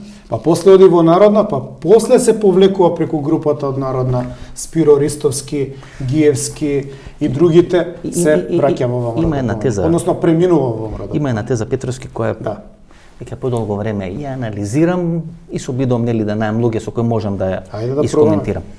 Сашо Мјалков си има своја екипа во ВМРО ДПМН, тој Коневски, Тодоров и така натаму. Никола Груевски си има исто своја екипа. Тој е Гордан Енкуловски, Зоран Ставевски и така натаму. Само Мартин Протугер нема своја екипа. Зато Мартин Протугер мора да ја донесе екипата на ВМРО Народно да има своја екипа. И дека Мицковски можеби по таа линија, вклучително и со поддршка на Мартин Протугер, доаѓа со екипата на ВМРО НП, да биде како трет блок во рамки на структурата. Не, они не се трет блок, они чекаат шанса, сервилноста нули шанса, стануваат дел заменици министри, дел стануваат заменици министри, со време се етаблираат, пресметките Игор Гиевски, тоа е таа екипа, значи. Анкерот кој е Игор Микев, така мислам. Да, Игор Микев. Кој сега во кумовски врски со Христијан Мицковски. Така се врзани они после тие избори во 2000-та на Сојузот на студенти, каде што се опоненти. Конкуренти се. И Димитар Димовски и Христијан Мицковски во 2000-та се кандидираат против Миќев, кој што е кандидат на Унија на млади сили. Значи кандидат на нашата партија, вие се кандидати преку другите фракции во ВМРО или преку ЛДП. Чив член е Христијан Мицковски, ако не бил во ВМРО ДПМН, ако велите дека нема ни втора партија во ВМРО ДПМН, туку преку ВМРО НП има дојдено во ВМРО ДПМН. Колку партии има сменато Христијан Мицкоски пред да дојде во ВМРО ДПМН? Па за мене е многу чудно зашто сака да смени историјата дека од 90-те години бил член Не е член, значи вие немате у евиденција. Не. Знаете како се докажува дали е некој член? Кој што кажувам ја. Погледајте го видеото на YouTube од 98 година во универзална сала. Треба да понуди доказ, една фотографија од протести, од изборна кампања, каде што се појавил он во ВМРО. Нема таква, он е и помлад. Значи во 90-те години на студентските протести можел да учествува. Ама се учествува против нас. Учествува против вас на студентските? Против Миќев. Да, против кандидат му е на Миќев. А сега се кумови. Да, и тука се упознаваат и се врзуваат. И после тоа се влече преку Народна да дојде до Груевски. Пред Конгресот во Ландо 2017 година, ви имате повеќе средби со Никола Груевски. Да. Ви најавува ли Никола Груевски дека изборот негов е Христијан Мицкоски? Да, он тоа не го кажа отворено, меѓутоа по сите негови потези, по говорот на телото, по тоа како се однесуваше во разговорите со мене, се гледаше дека е негов пик. Не случајно Христијан Мицкоски е поставен за генерален секретар на партијата, за да му служи како одскочна штица или даска за кој ќе дојде време за трансферот на моќта. Затоа што пред поставувањето за генерален секретар, Христијан Мицкоски е непознат за членството на ВМРО ДПМН. И на него му требаше одредена препознатливост за да може да се протурка. Ја, например, Игор Гиевски пред 2000 година 6 месеци му реков дека треба патува низ Македонија да се види со општинските комитети. Ако стане председател, пошто гледав што ми се спрема, ќе треба да го препознаат луѓето, треба да го знаат кој е. Така што му е понудена чиста ситуација како генерален секретар, меѓутоа има еден проблем. Он како генерален секретар ги губи локалните избори. Листите не ги правеше Филип Петровски. И како носител? Носител во Скопје. Во Скопје. Да. Катастрофално губи. Поразен. Значи, зошто тие работи не се сметаат во неговиот скор?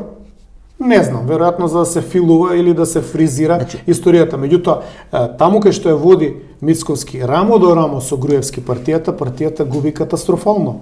Кога Бранко Царенковски губи изборите 98 година, оставка поднесува генералниот секретар Благове Ханџиски, а не Бранко Царенковски. Нормално. Овде поднесува лидерот кој му е прв пораз во кариерата на Никола Груевски, а не поднесува генералниот секретар. А се подигнува генералниот секретар на ниво на негов наследник. Да.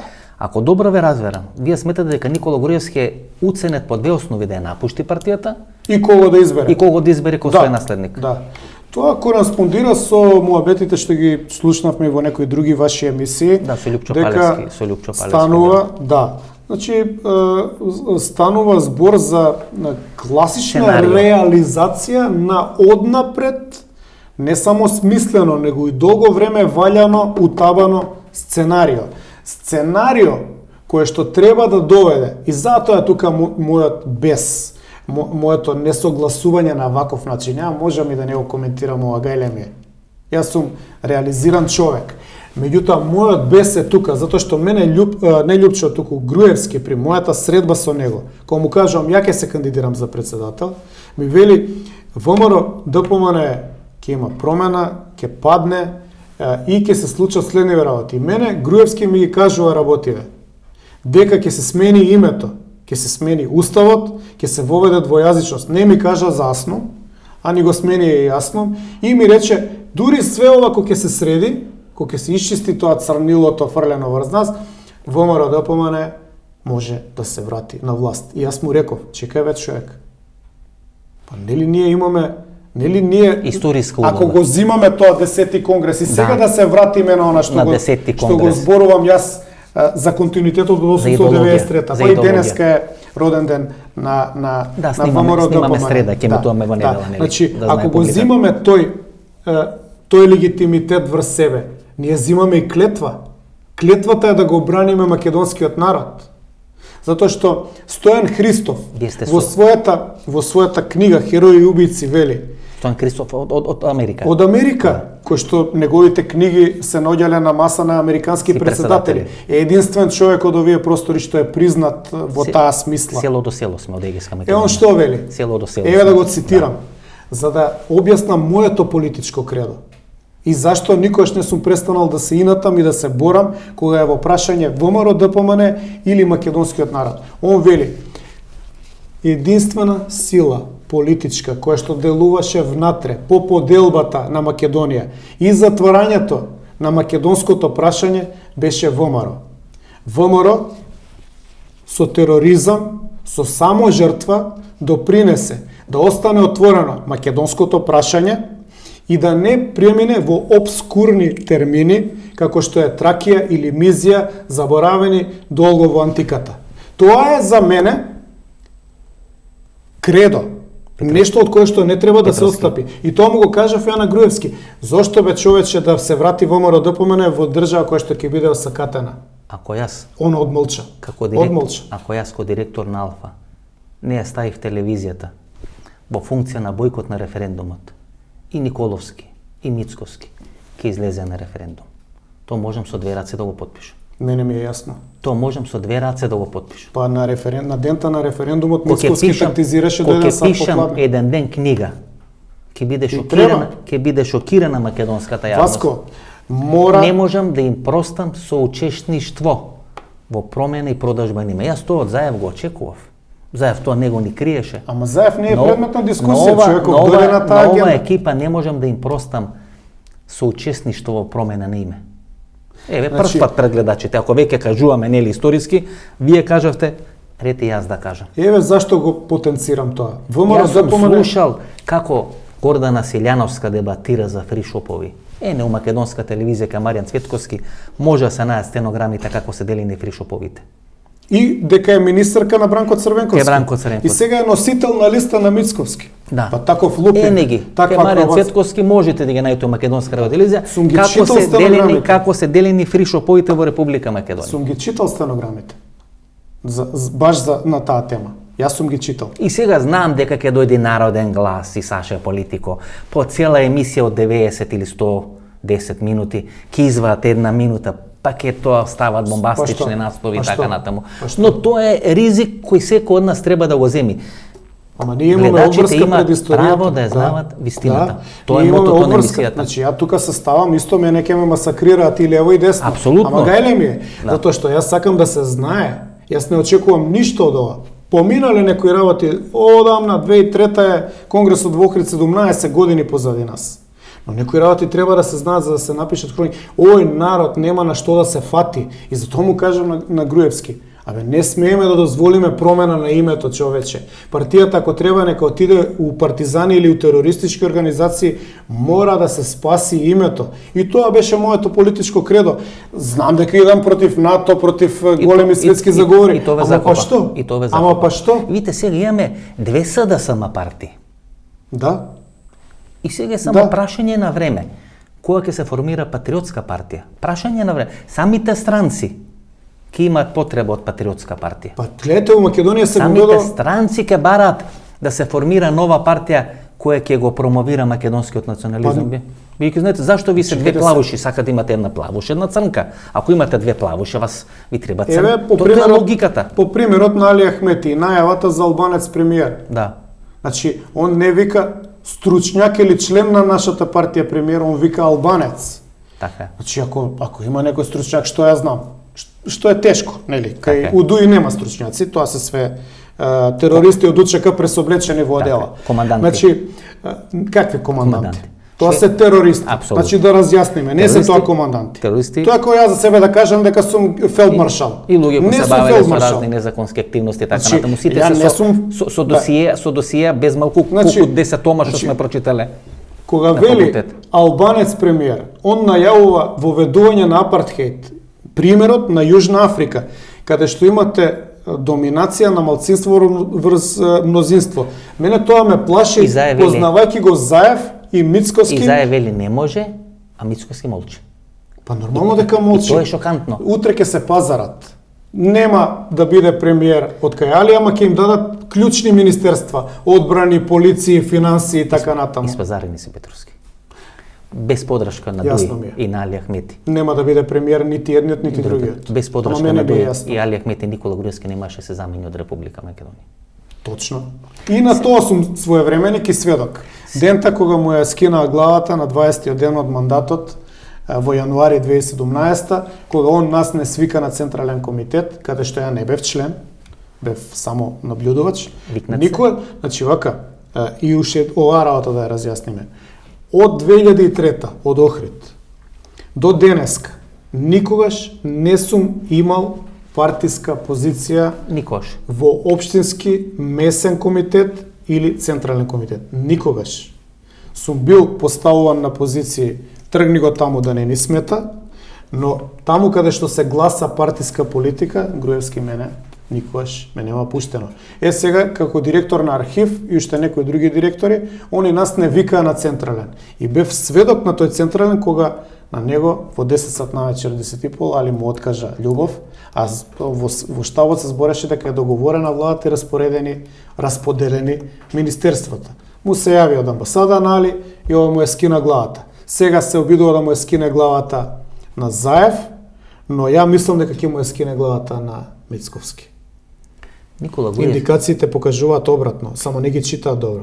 Мораше ли да одработи за референдумот Никола Груевски за да му биде овозможено да ја напушти Македонија?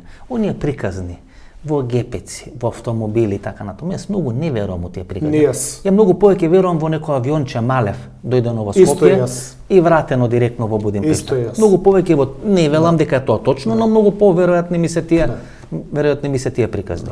Мораше ли да одработи за референдум? Бидејќи Никола Груевски во еден од своите први статуси Facebook по заминувањето во Будимпешта рече дека ако тој се прашувал 6 месеци пред референдумот кога отпочнал кампања да се гласа против на тој референдум. Тоа го напише Никола Груевски, не Петрос и Филип, не Васко Евдо. Тоа го напише Никола Груевски. Мораше ли да одработи? Јас мислам дека да. За жал. Мислам дека е тоа дел од пакетот. За жал. Мислам дека е тоа дел од пакетот. Поголем пакет е.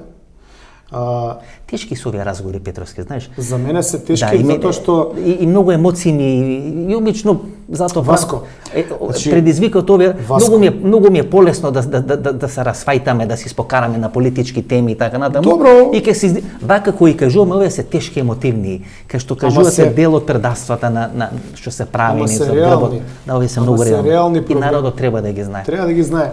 Значи, за жал, и тоа многу малку луѓе го зборат. Се вели дека 8 пратеници учествувале од ВМРО. Меѓутоа, ако се подсетиме на бројките, ВМРО има 51 пратеник во декември 2016. Од 51, од 120 кога ќе се одземе 51 не е 8, туку е 11. Значи учествуваа најмалку 11. Уште колку во резерва. И имаше резервни 5 до 10 ако треба. Како што и сега у пратеничка. Тоа е од нас. Како што тоа е од нас, тоа ме боли. Како што и сега у пратеничката група. Што ќе има Мицковски у парламентот. Па тоа е дефектот на партијата. Дали на 1/3 ќе има Мицковски контрола? Па тоа е дефектот. Партијата нема да може да се стабилизира. Ако не направи влада, нема да може да се стабилизира уште 2 мандати, не уште еден. Киро Глигоров, со него имавме многу блиска соработка, значи многу блиска соработка. Никола Груевски се љутеше околу еден факт кога ми изнесено во емисиите. Единствена работа за која ме викнал и лобирал е да биде поддржан Никола Груевски 2003 година. Ова не го знам. За лидер на ВМРО ДПМН. Со формулација наша дете. После тоа Никола Груевски 2005 година пиевме него кафе, памтеше 2 години, чекаше 2 години погоден момент за да може да ми каже тоа Киро што каже не е точно. Не. Киро Глигоров никош не кажуваше работи што не сметаше. Не беше случаен човек. Не, апсолутно не беше. Не беше случаен. Тоа е штипска линија, многу интересна штипска линија, значи тоа е ново село, сите тие гравитираат. 40 години во Белград, на изворот на политичките интриги. На информациите и така. Да. Рече Никола Груевски е нашо дете.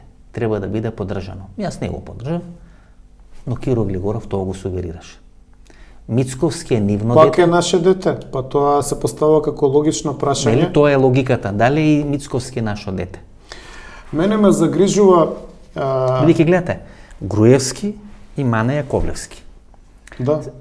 се обидува од Драган Богдановски да направат некоја икона. Вие сте ги читале досијата на Драган Богдановски. Знаете која е вистината за Драган Богдановски, така натаму. 17.000 страници има во државниот Знаете и која е вистината за Мане Яковлевски. Ко Мане Яковлевски ви седи од лева страна, односно од десна страна на Христијан Мицкоски, на изборот на Конгресот у Валандово се праќа одредена порака. Да, тоа е порака до структурите. Удба стои зад Христијан Мицкоски. Ја то така го читам. Распоредот во првите два реда на изборот на Мицковски, нелегитимен избор, значи Конгресот е фингиран, таму немало ни мнозинство делегати. Значи, распоредот на луѓето што се насликани, тоа е, значи, буквално како тајната вечера на Леонардо да Винчи. Ти ке седиш тука, ти тука, тоа е све испланирано. Тоа не е препуштено ништо на случајност. Распоредот на луѓето праќа сигнал за наше дете. Ако го зборев ја тоа 3 години, ја го зборам, беше Филип емотивно се љути кој изгубил, има право да се љути кој мало дете и така натаму. Зема топката и така натаму. Во ред, издржав ја пред тестот на времето. Сега други го зборат тоа. Така е. И тоа го зборат луѓе од лево, кои што го инволвираат и директно поврзуваат Бранко Црвенковски со таа операција. Може ја Петровски да ве дополна малце. Сум бил близок и со едни и со други. Таква ми е мојата новинарска кариера. Не сум учествувал во екзекуција, кој што велите колешка ви кажала, на ниеден политичар. Со сите сум дебатирал вака отворено. Кога сум сакал, течело крв до коленици, кога сум сакал да правам интервјуа, кај што се кажат работи сум ги правил, значи тоа јас оценувам. Твој избор? Да. Не може никој да ми крени телефон. Затоа не сум на ниедна телевизија. На која телевизија да сум бил? So what? Била најгледана. Еве, ја може ли да кажам дека твојата емисија е повлијателна на YouTube отколку да си на некоја телевизија и ќе имаш опаши, маки и така натаму. Сега така YouTube кој сака ќе гледа. Монетизација на YouTube ќе направиш поголема него да веднеш глава на некој. Не е тоа главниот мотив. Не. Мотивот е да бидеш слободен човек. Па зашто зборам јас цело време? Валандово, 2010 година, е снимен Зоран Заев, ке јадеме живи деца. Да. Валандово било секојаш бастион на Бранко Црвенковски, Нигор Ивановски шема. Да. Конгресот на Мицкоски се прави во Валандово. За мене е многу индикативно. Валандово, никош не бил, добро бил Ѓорги Иванов, но никош бил наоружен и така натаму така. Но никош Валандово не важел за бастион на ВМРО ДПМН. Не. Тамо нема ни некоја сала кој. Тамо е снимен Зоран Заев. И тоа е снимено од луѓе на Бранко Црвенковски. Да. Кога гледате тоа ќе се јадат живи деца, се гледа како е снимено не од мобилен телефон кој се треси, тука е снимено централно, се гледа дека е снимено со камера, со око професионалец го кажувам, кај што Зоран Заев е директно убаво се слуша и се гледа. Да. И Конгресот на Мицкоски е во Валандово. Да. Лјупчо Палевски Палчо вели дека Бранко Црвенковски учествува во изборот на Христијан. Не се согласувам дека Христијан Мицкоски е изграден кадар.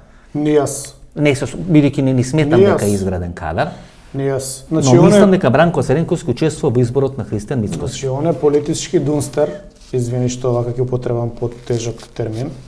Човекот пред да биде поставен по налог на неговото височество Груевски за генерален секретар на партијата е непознат за членовите на партијата.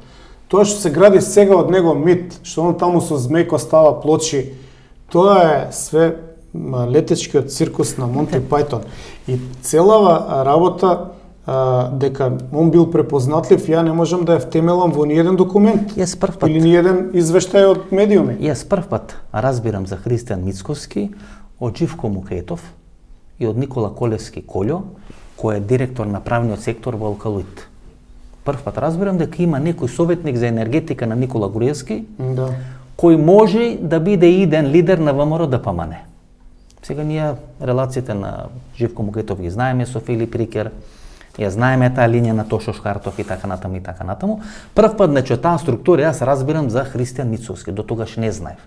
Кога читаме биографијата на Христијан Мицкоски, таму има еден дел дека тој не е избран на конкурсот кој Никола Груевски го распиша да биде не е на прво место. Не е на прво, односно се откажува бидејќи имало судир на интереси. И никош не е објаснато каков судир на интереси имал во тој момент Христијан Мицкоски да не биде избран за советник за енергетика. Дури од кој починува, дали од срцев удар, првиот човек. тогаш Мартин му вика на Груевски, едно наше дете, дај да го ставиме. И го стават нашето. Тоа е најсимплифицирано, Да.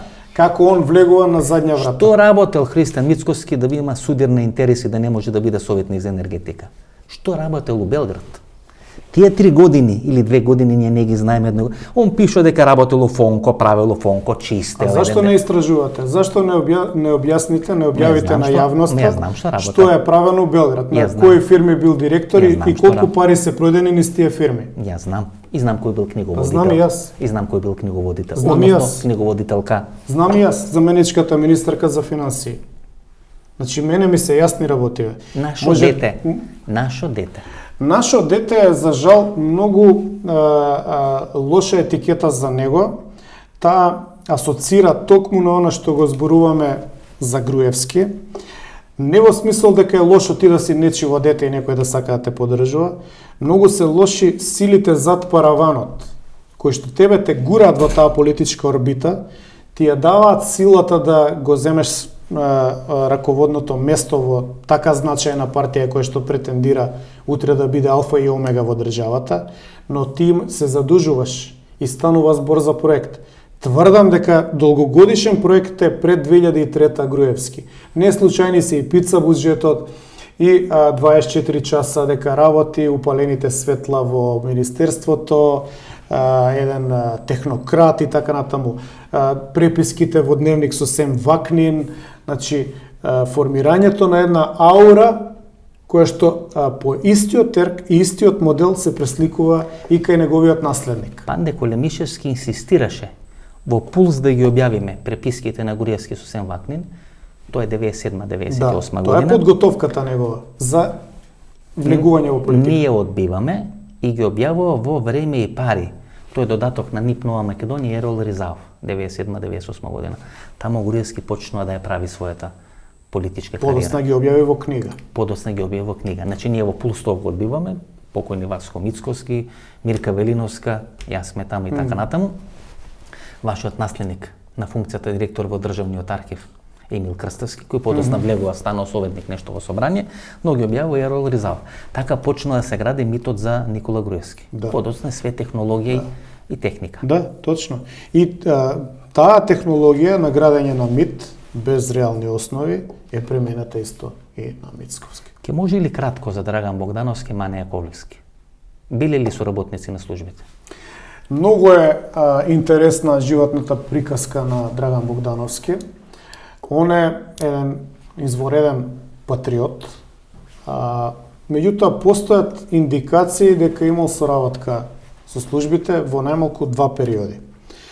Она што го нема обзнането, да речеме, некој десничарски историчар, или не е многу експлоатирано во јавноста, е дека тајните служби на Југославија имале потреба да направат македонска политичка емиграција, бидејќи србите имале политичка емиграција, Усташите имале, хрватите, словенците и сите, но ние сме имале една емиграција која што немала баш македонски позиции. Политички јасно изразени концепции. И тука почнува да се промовира Драган Богдановски.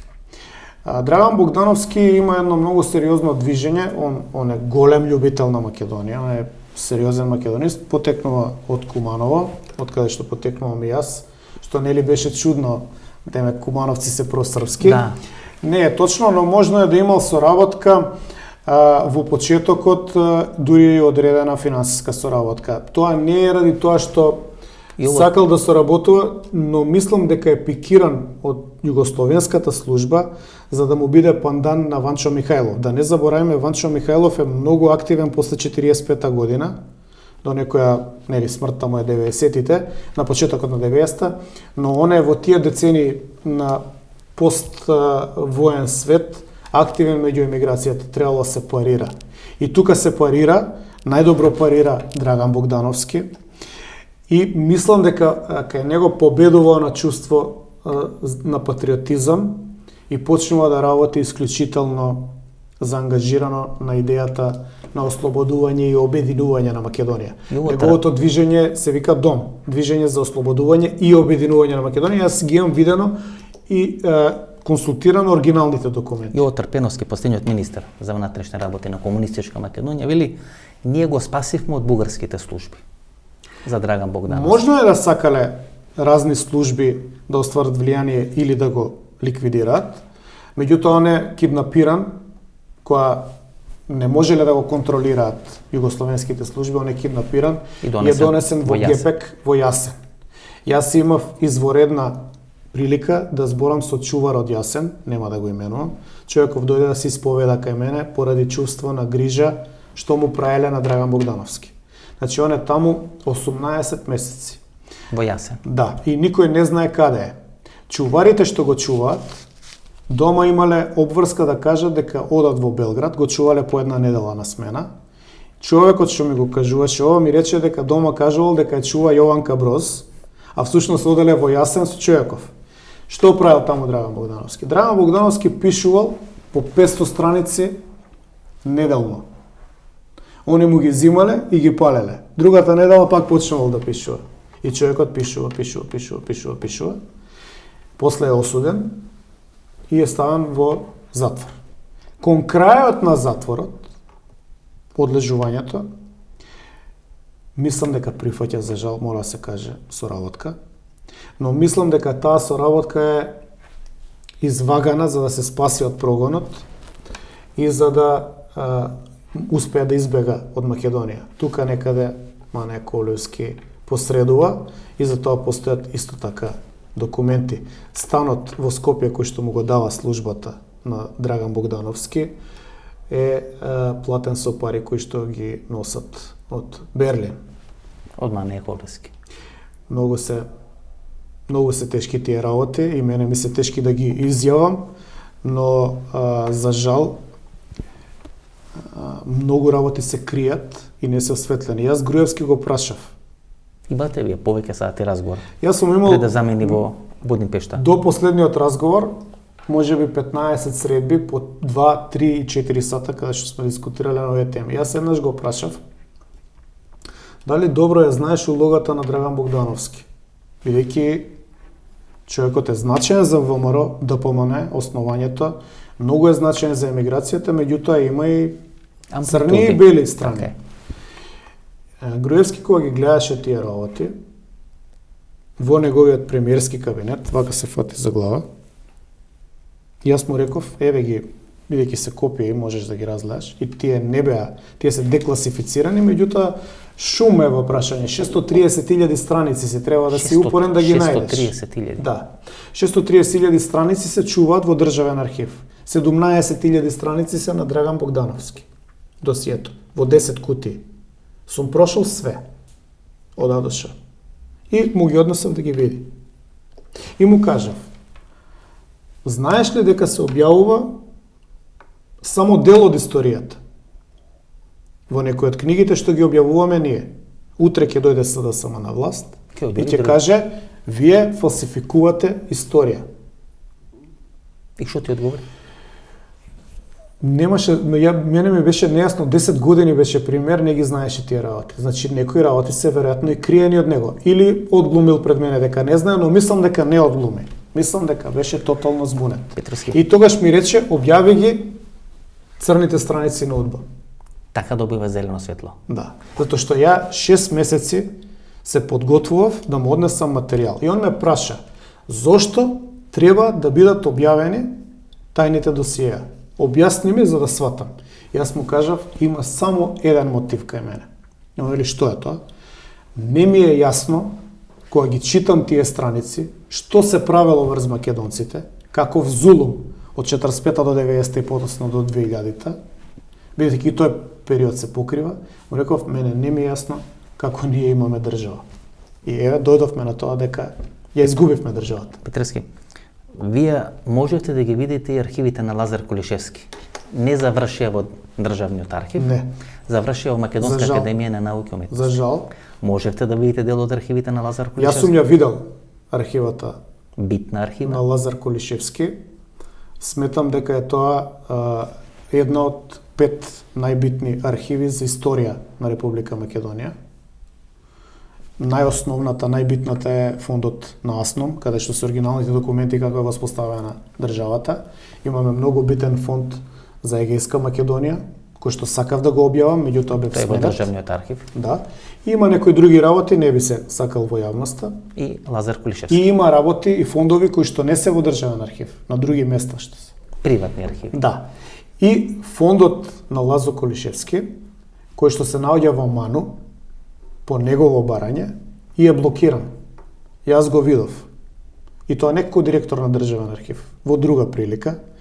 Тоа е исклучително значаен фонд. Лазо имал приватна библиотека од над 20.000 книги, приватен библиотекар цел живот, и сите документи, значи сите состаноци на партијата во Македонија, во Белград, на ЦК на ова, на ЦК на она, се укоричени и стојат. Тие се изворедно сведоштво за историја на Македонија. Целата палета на спомени на ВМРО-вски војводи во Бугарија што се објавени меѓу двете светски војни, он има копија од нив. Лазар Кулишевски. Да. За вас патриот или антимакедонец? Нема да се дрзнам да определувам дали е патриот или антимакедонец. Тој период од 45 до 90 на мене и не ми е специјалност, но се знае дека е проминентна фигура во Социјалистичка република Македонија, дека е алфа и омега, дека можел да упали светло или да изгасне светло на некого. И сепак ја имам една дилема кај мене која што ме мучи во последните години, за жал. Значи, да мислам дека ние бевме посаглам држава со посаглам институции до 90-та година. За жал. Затоа што се оформени од страна на тие комунисти и Ману, имаат јасно изразено либерално македонско движење со Крстец Црвенковски, ја оформуваат, прават иницијатива, ја оформуваат, реоформуваат Македонска православна црква и така натаму. Колку и да биле под контрола овие институции, Отинели Михајло Апостолски и другите биле во Ману, и Ману служела као награда, меѓутоа е Македонска академија на науки и уметности, што сега е нула. Така е, изгазена. Но Маргинализирана. они имале доблест да ги оформат овие карики кои што се потребни за една држава да добие елементи на држава. За да после све ова што се случи и што се случува сега оди надоле и квалитетот е све полош и полош, понудата никаква и се е разградена. Да дозволиме научака да изгази Ману со енциклопедијата. Точно. Апсолутно. Точно. Еден од најпонижувачките акти во мојот живот. Најпонижувачките моменти е бев тоаш во странство, кој гледав оние протести, Владе Милчин, Учак и така натаму. Без разлика на мојот однос и став према Блаже Ристевски. Не смеевме да дозволиме една збирштина, Учака, терористичка структура, да ни воведе индекс Librorum Prohibitorum или забранети книги. Јас ја имам енциклопедијата. Без разлика дали е добра или лоша книга, значи без разлика. Секогаш во историјата се пишувале идеолошки книги. Така. И секогаш од другиот дел на политичкиот спектар некој може една книга да ја оцени како памфлет. Намерно ги уништивме институциите. По ПС, една по една. Финалето го видовме. Да. Референдумот на 30 септември. Лично мислам дека странците кои што ни ја дадоа државата, односно ЦИА, на нас ни ја даде државата ЦИА ради Слободан Милошевиќ. Киро предлагаше скратена Југославија, ако се сеќаваш. Значи, јас сум во тоа време 20 годишен, меѓутоа до крај. Паметам. До крај Киро Глигоров инсистираше на платформата Глигоров и Иzetbegović. Скратена Југославија. Така беше. Без Хрватска и Словенија. Словенија, така беше. Значи, кај нас нема свест за држава. Но ЦИА знае дека ќе биде преголема Србија ако остане Вардарска Бановина како дел од Србија, што е всушност поделбата на Македонија во 1913 година. И они ни даваат држава на нас. И што направивме ние со оваа држава? Им покажа, не. Они не проверија дали сме ние народ со државотворен капацитет. Пробаа во 2001 да не избришат од преамбулата. Јас сум своевременик и на тоа. Кога доаѓаше Солана, јас сум имал вака... И не успеја. Ама, еве уште ова да го кажам. Па, Значи, они дојдоа, Борис Трајковски ја даде првата верзија на преамбулата во 2001, каде што беше избришано дека Македонија е држава на македонскиот народ. Ја му кажав за ова, ја не гласам, Љупчо, Борис, ја за ова не гласам, стана Флоровски, стана Данило Глигоровски, се направи лудница на тој централен комитет. Љупчо почна да плаче. Се прекина централниот. Тој централен комитет беше во Чаир се одржуваше. Во општина Чаир не чуваше и полиција и војска да го одржиме за да се прифати Охридскиот рамковен договор. Пред почетокот на уставните промени. А викам, не ви гласам за ова, не гласам. И таа првична преамбула, која што ја поседувам како текст, е сменета и онда сме вратени ние дека Македонија држава на македонскиот народ и делови на народи албански оно, за да сега тоа што не го реализира во 2001, сега го реализира во 2019. Васко, структури како што е, не знам, МОСАД, ЦИА, БНД, постојано ќе ти ја проверуваат способноста дали треба да имаш држава. Имаш курди 5 милиони, немаа држава.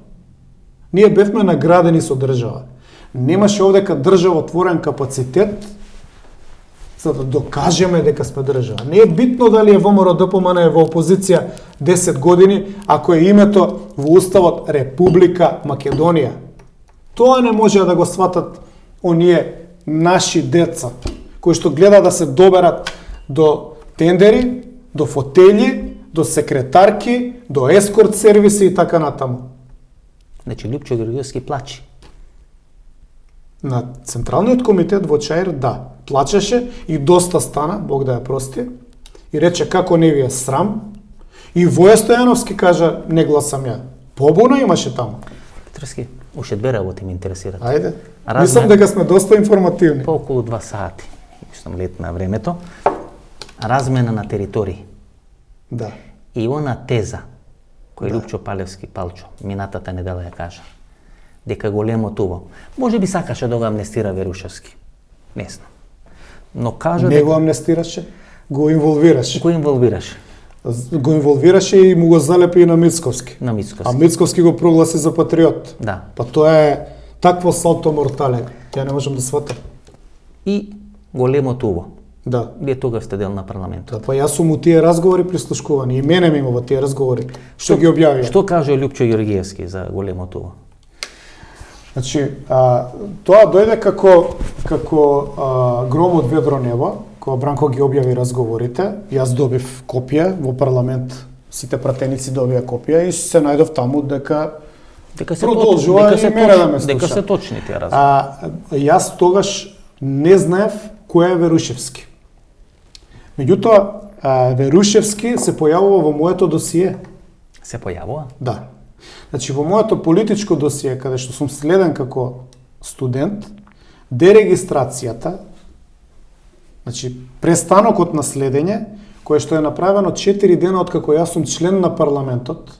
Значи, пазете, они... Значи, сте избран 98 година? Значи, они тоа е ноември, 4 ноември 98 година, они брзаат да ме дерегистрираат, а ме следат 2 години, ми пунат досие, кое што е објавено, јавно. И на дерегистрацијата е подпишан Верушевски. Значи, тој ве дерегистрира? Да. Ама, они утврдиле дека јас сум го нарушувал уставниот поредок. Никогаш не сум гонет, не сум предизвикан на суд. Јас сега кажувам јавно. Ако јас сум работел некад против уставниот поредок на Република Македонија, требало да ме судат. Ама и мене, и Бранко, и Али Ахмети и сите. И да ми докажат вина. Доста Димовска велеше дека Ми-6 е вклучена во големо това. Она што јас го знам, изворно, бидејќи Љупчо ми го има кажано, како пример, јас пратеник во онаа сала, до големата пратеничка сала, има нели сала за пратеници. Да. И ние седевме таму, дојде и ми кажа од Министерство за одбрана е исчезнат софтвер кој што британците го бараат каде е и го спомна тогаш Сашо. И второто е размена на територии. Размена на територии... Кецковски. Кецко вели сите знаеа. Сите беа согласни. Од Борис Трајковски до Љупчо Георгиевски, иако сите на крај переа раци. Морам да се согласам дека знаеа. Знаеа и Тогаш тоа се сметаше за помало зло. Значи да се разменат територии. И Лјупчо ја тера таа теза до ден денеска, не знам дали си го приметил. Од сегашна временска дистанца, еве најблагоречено, не би му се спротиставува.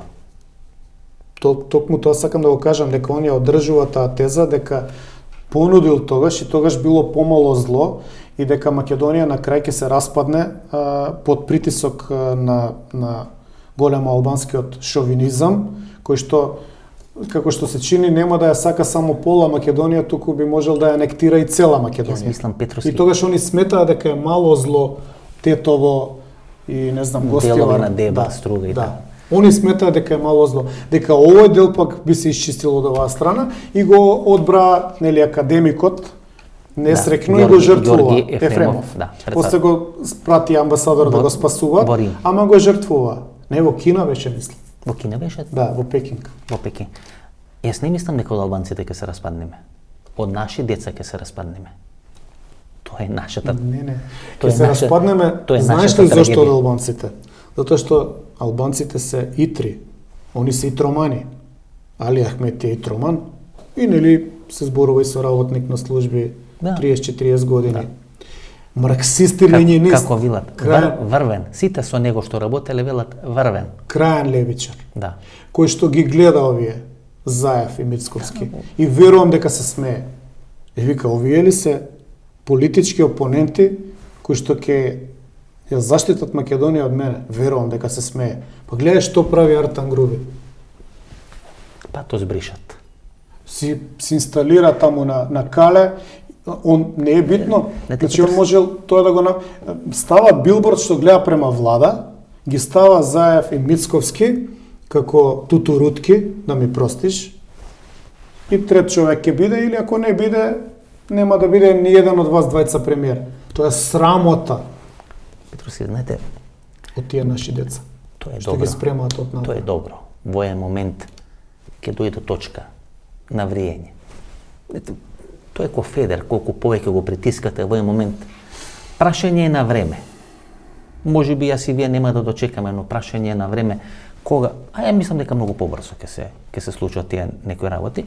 Ова ќе осватиме како еден почеток на отварање на одредени процеси. Многу работи и не кажавме, многу работи оставивме да ги кажеме за во некое едно време, околу 2 сати разговараме.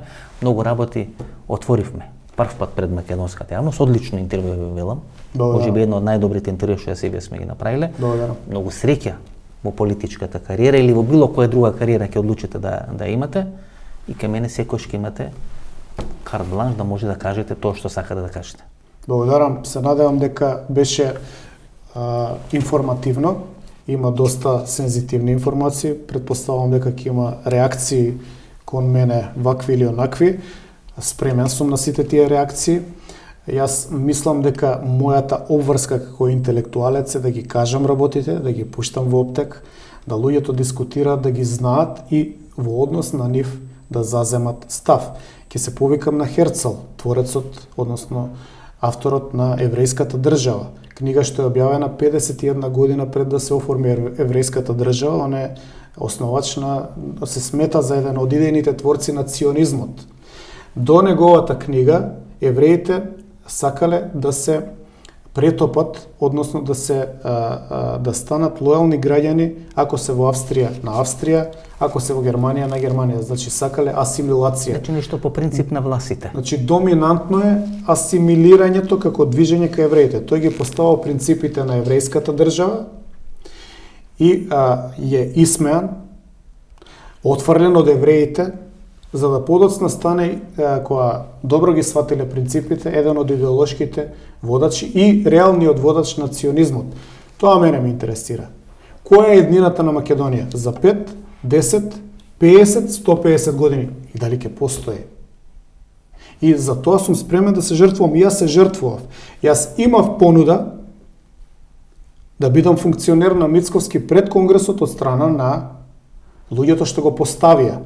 Јас реков фала, не мислам дека идеолошки човеков може да ја издржи одговорноста што му ја давате не кон партијата, туку кон државата, затоа што не е во опасност партијата. во опасност е државата. Се покажа дека бев во право, сменето е името, избришани се основските принципи, сменете уставот, воведена е двојазичноста, направени се работи што не може 200 наредни години да се вратат. Да, две функции беа понудени. Да бидете меѓународен секретар, тоа што сега Тимчо Мичунски, и да бидете директор во идната влада. Да. Најмалце, директор во идната влада. Ако сум конформист, како што велат дека сум, ке прифатевте. Тие што ги пуштаат овие, нели, патки, јас требаше да прифатам. Меѓутоа, подобро и на маргина, ама со дигната глава и да можам ова све да го кажам, затоа што ми држи зборот. Многу среќа. Благодарам. Ова беше емисијата во Центар. Ова беше интервјуто со Филип Петровски. Ви реков дека е одлично интервјуто. Кога ќе ви речам или кога ќе ви најавам дека е одлично интервју, да ме верувате, почитувани гледачи. Ново дружење ви најавам за четврток во 22 часот. До четврток во 22 часот. Пријатно вечер, Македонија. Каде и да си.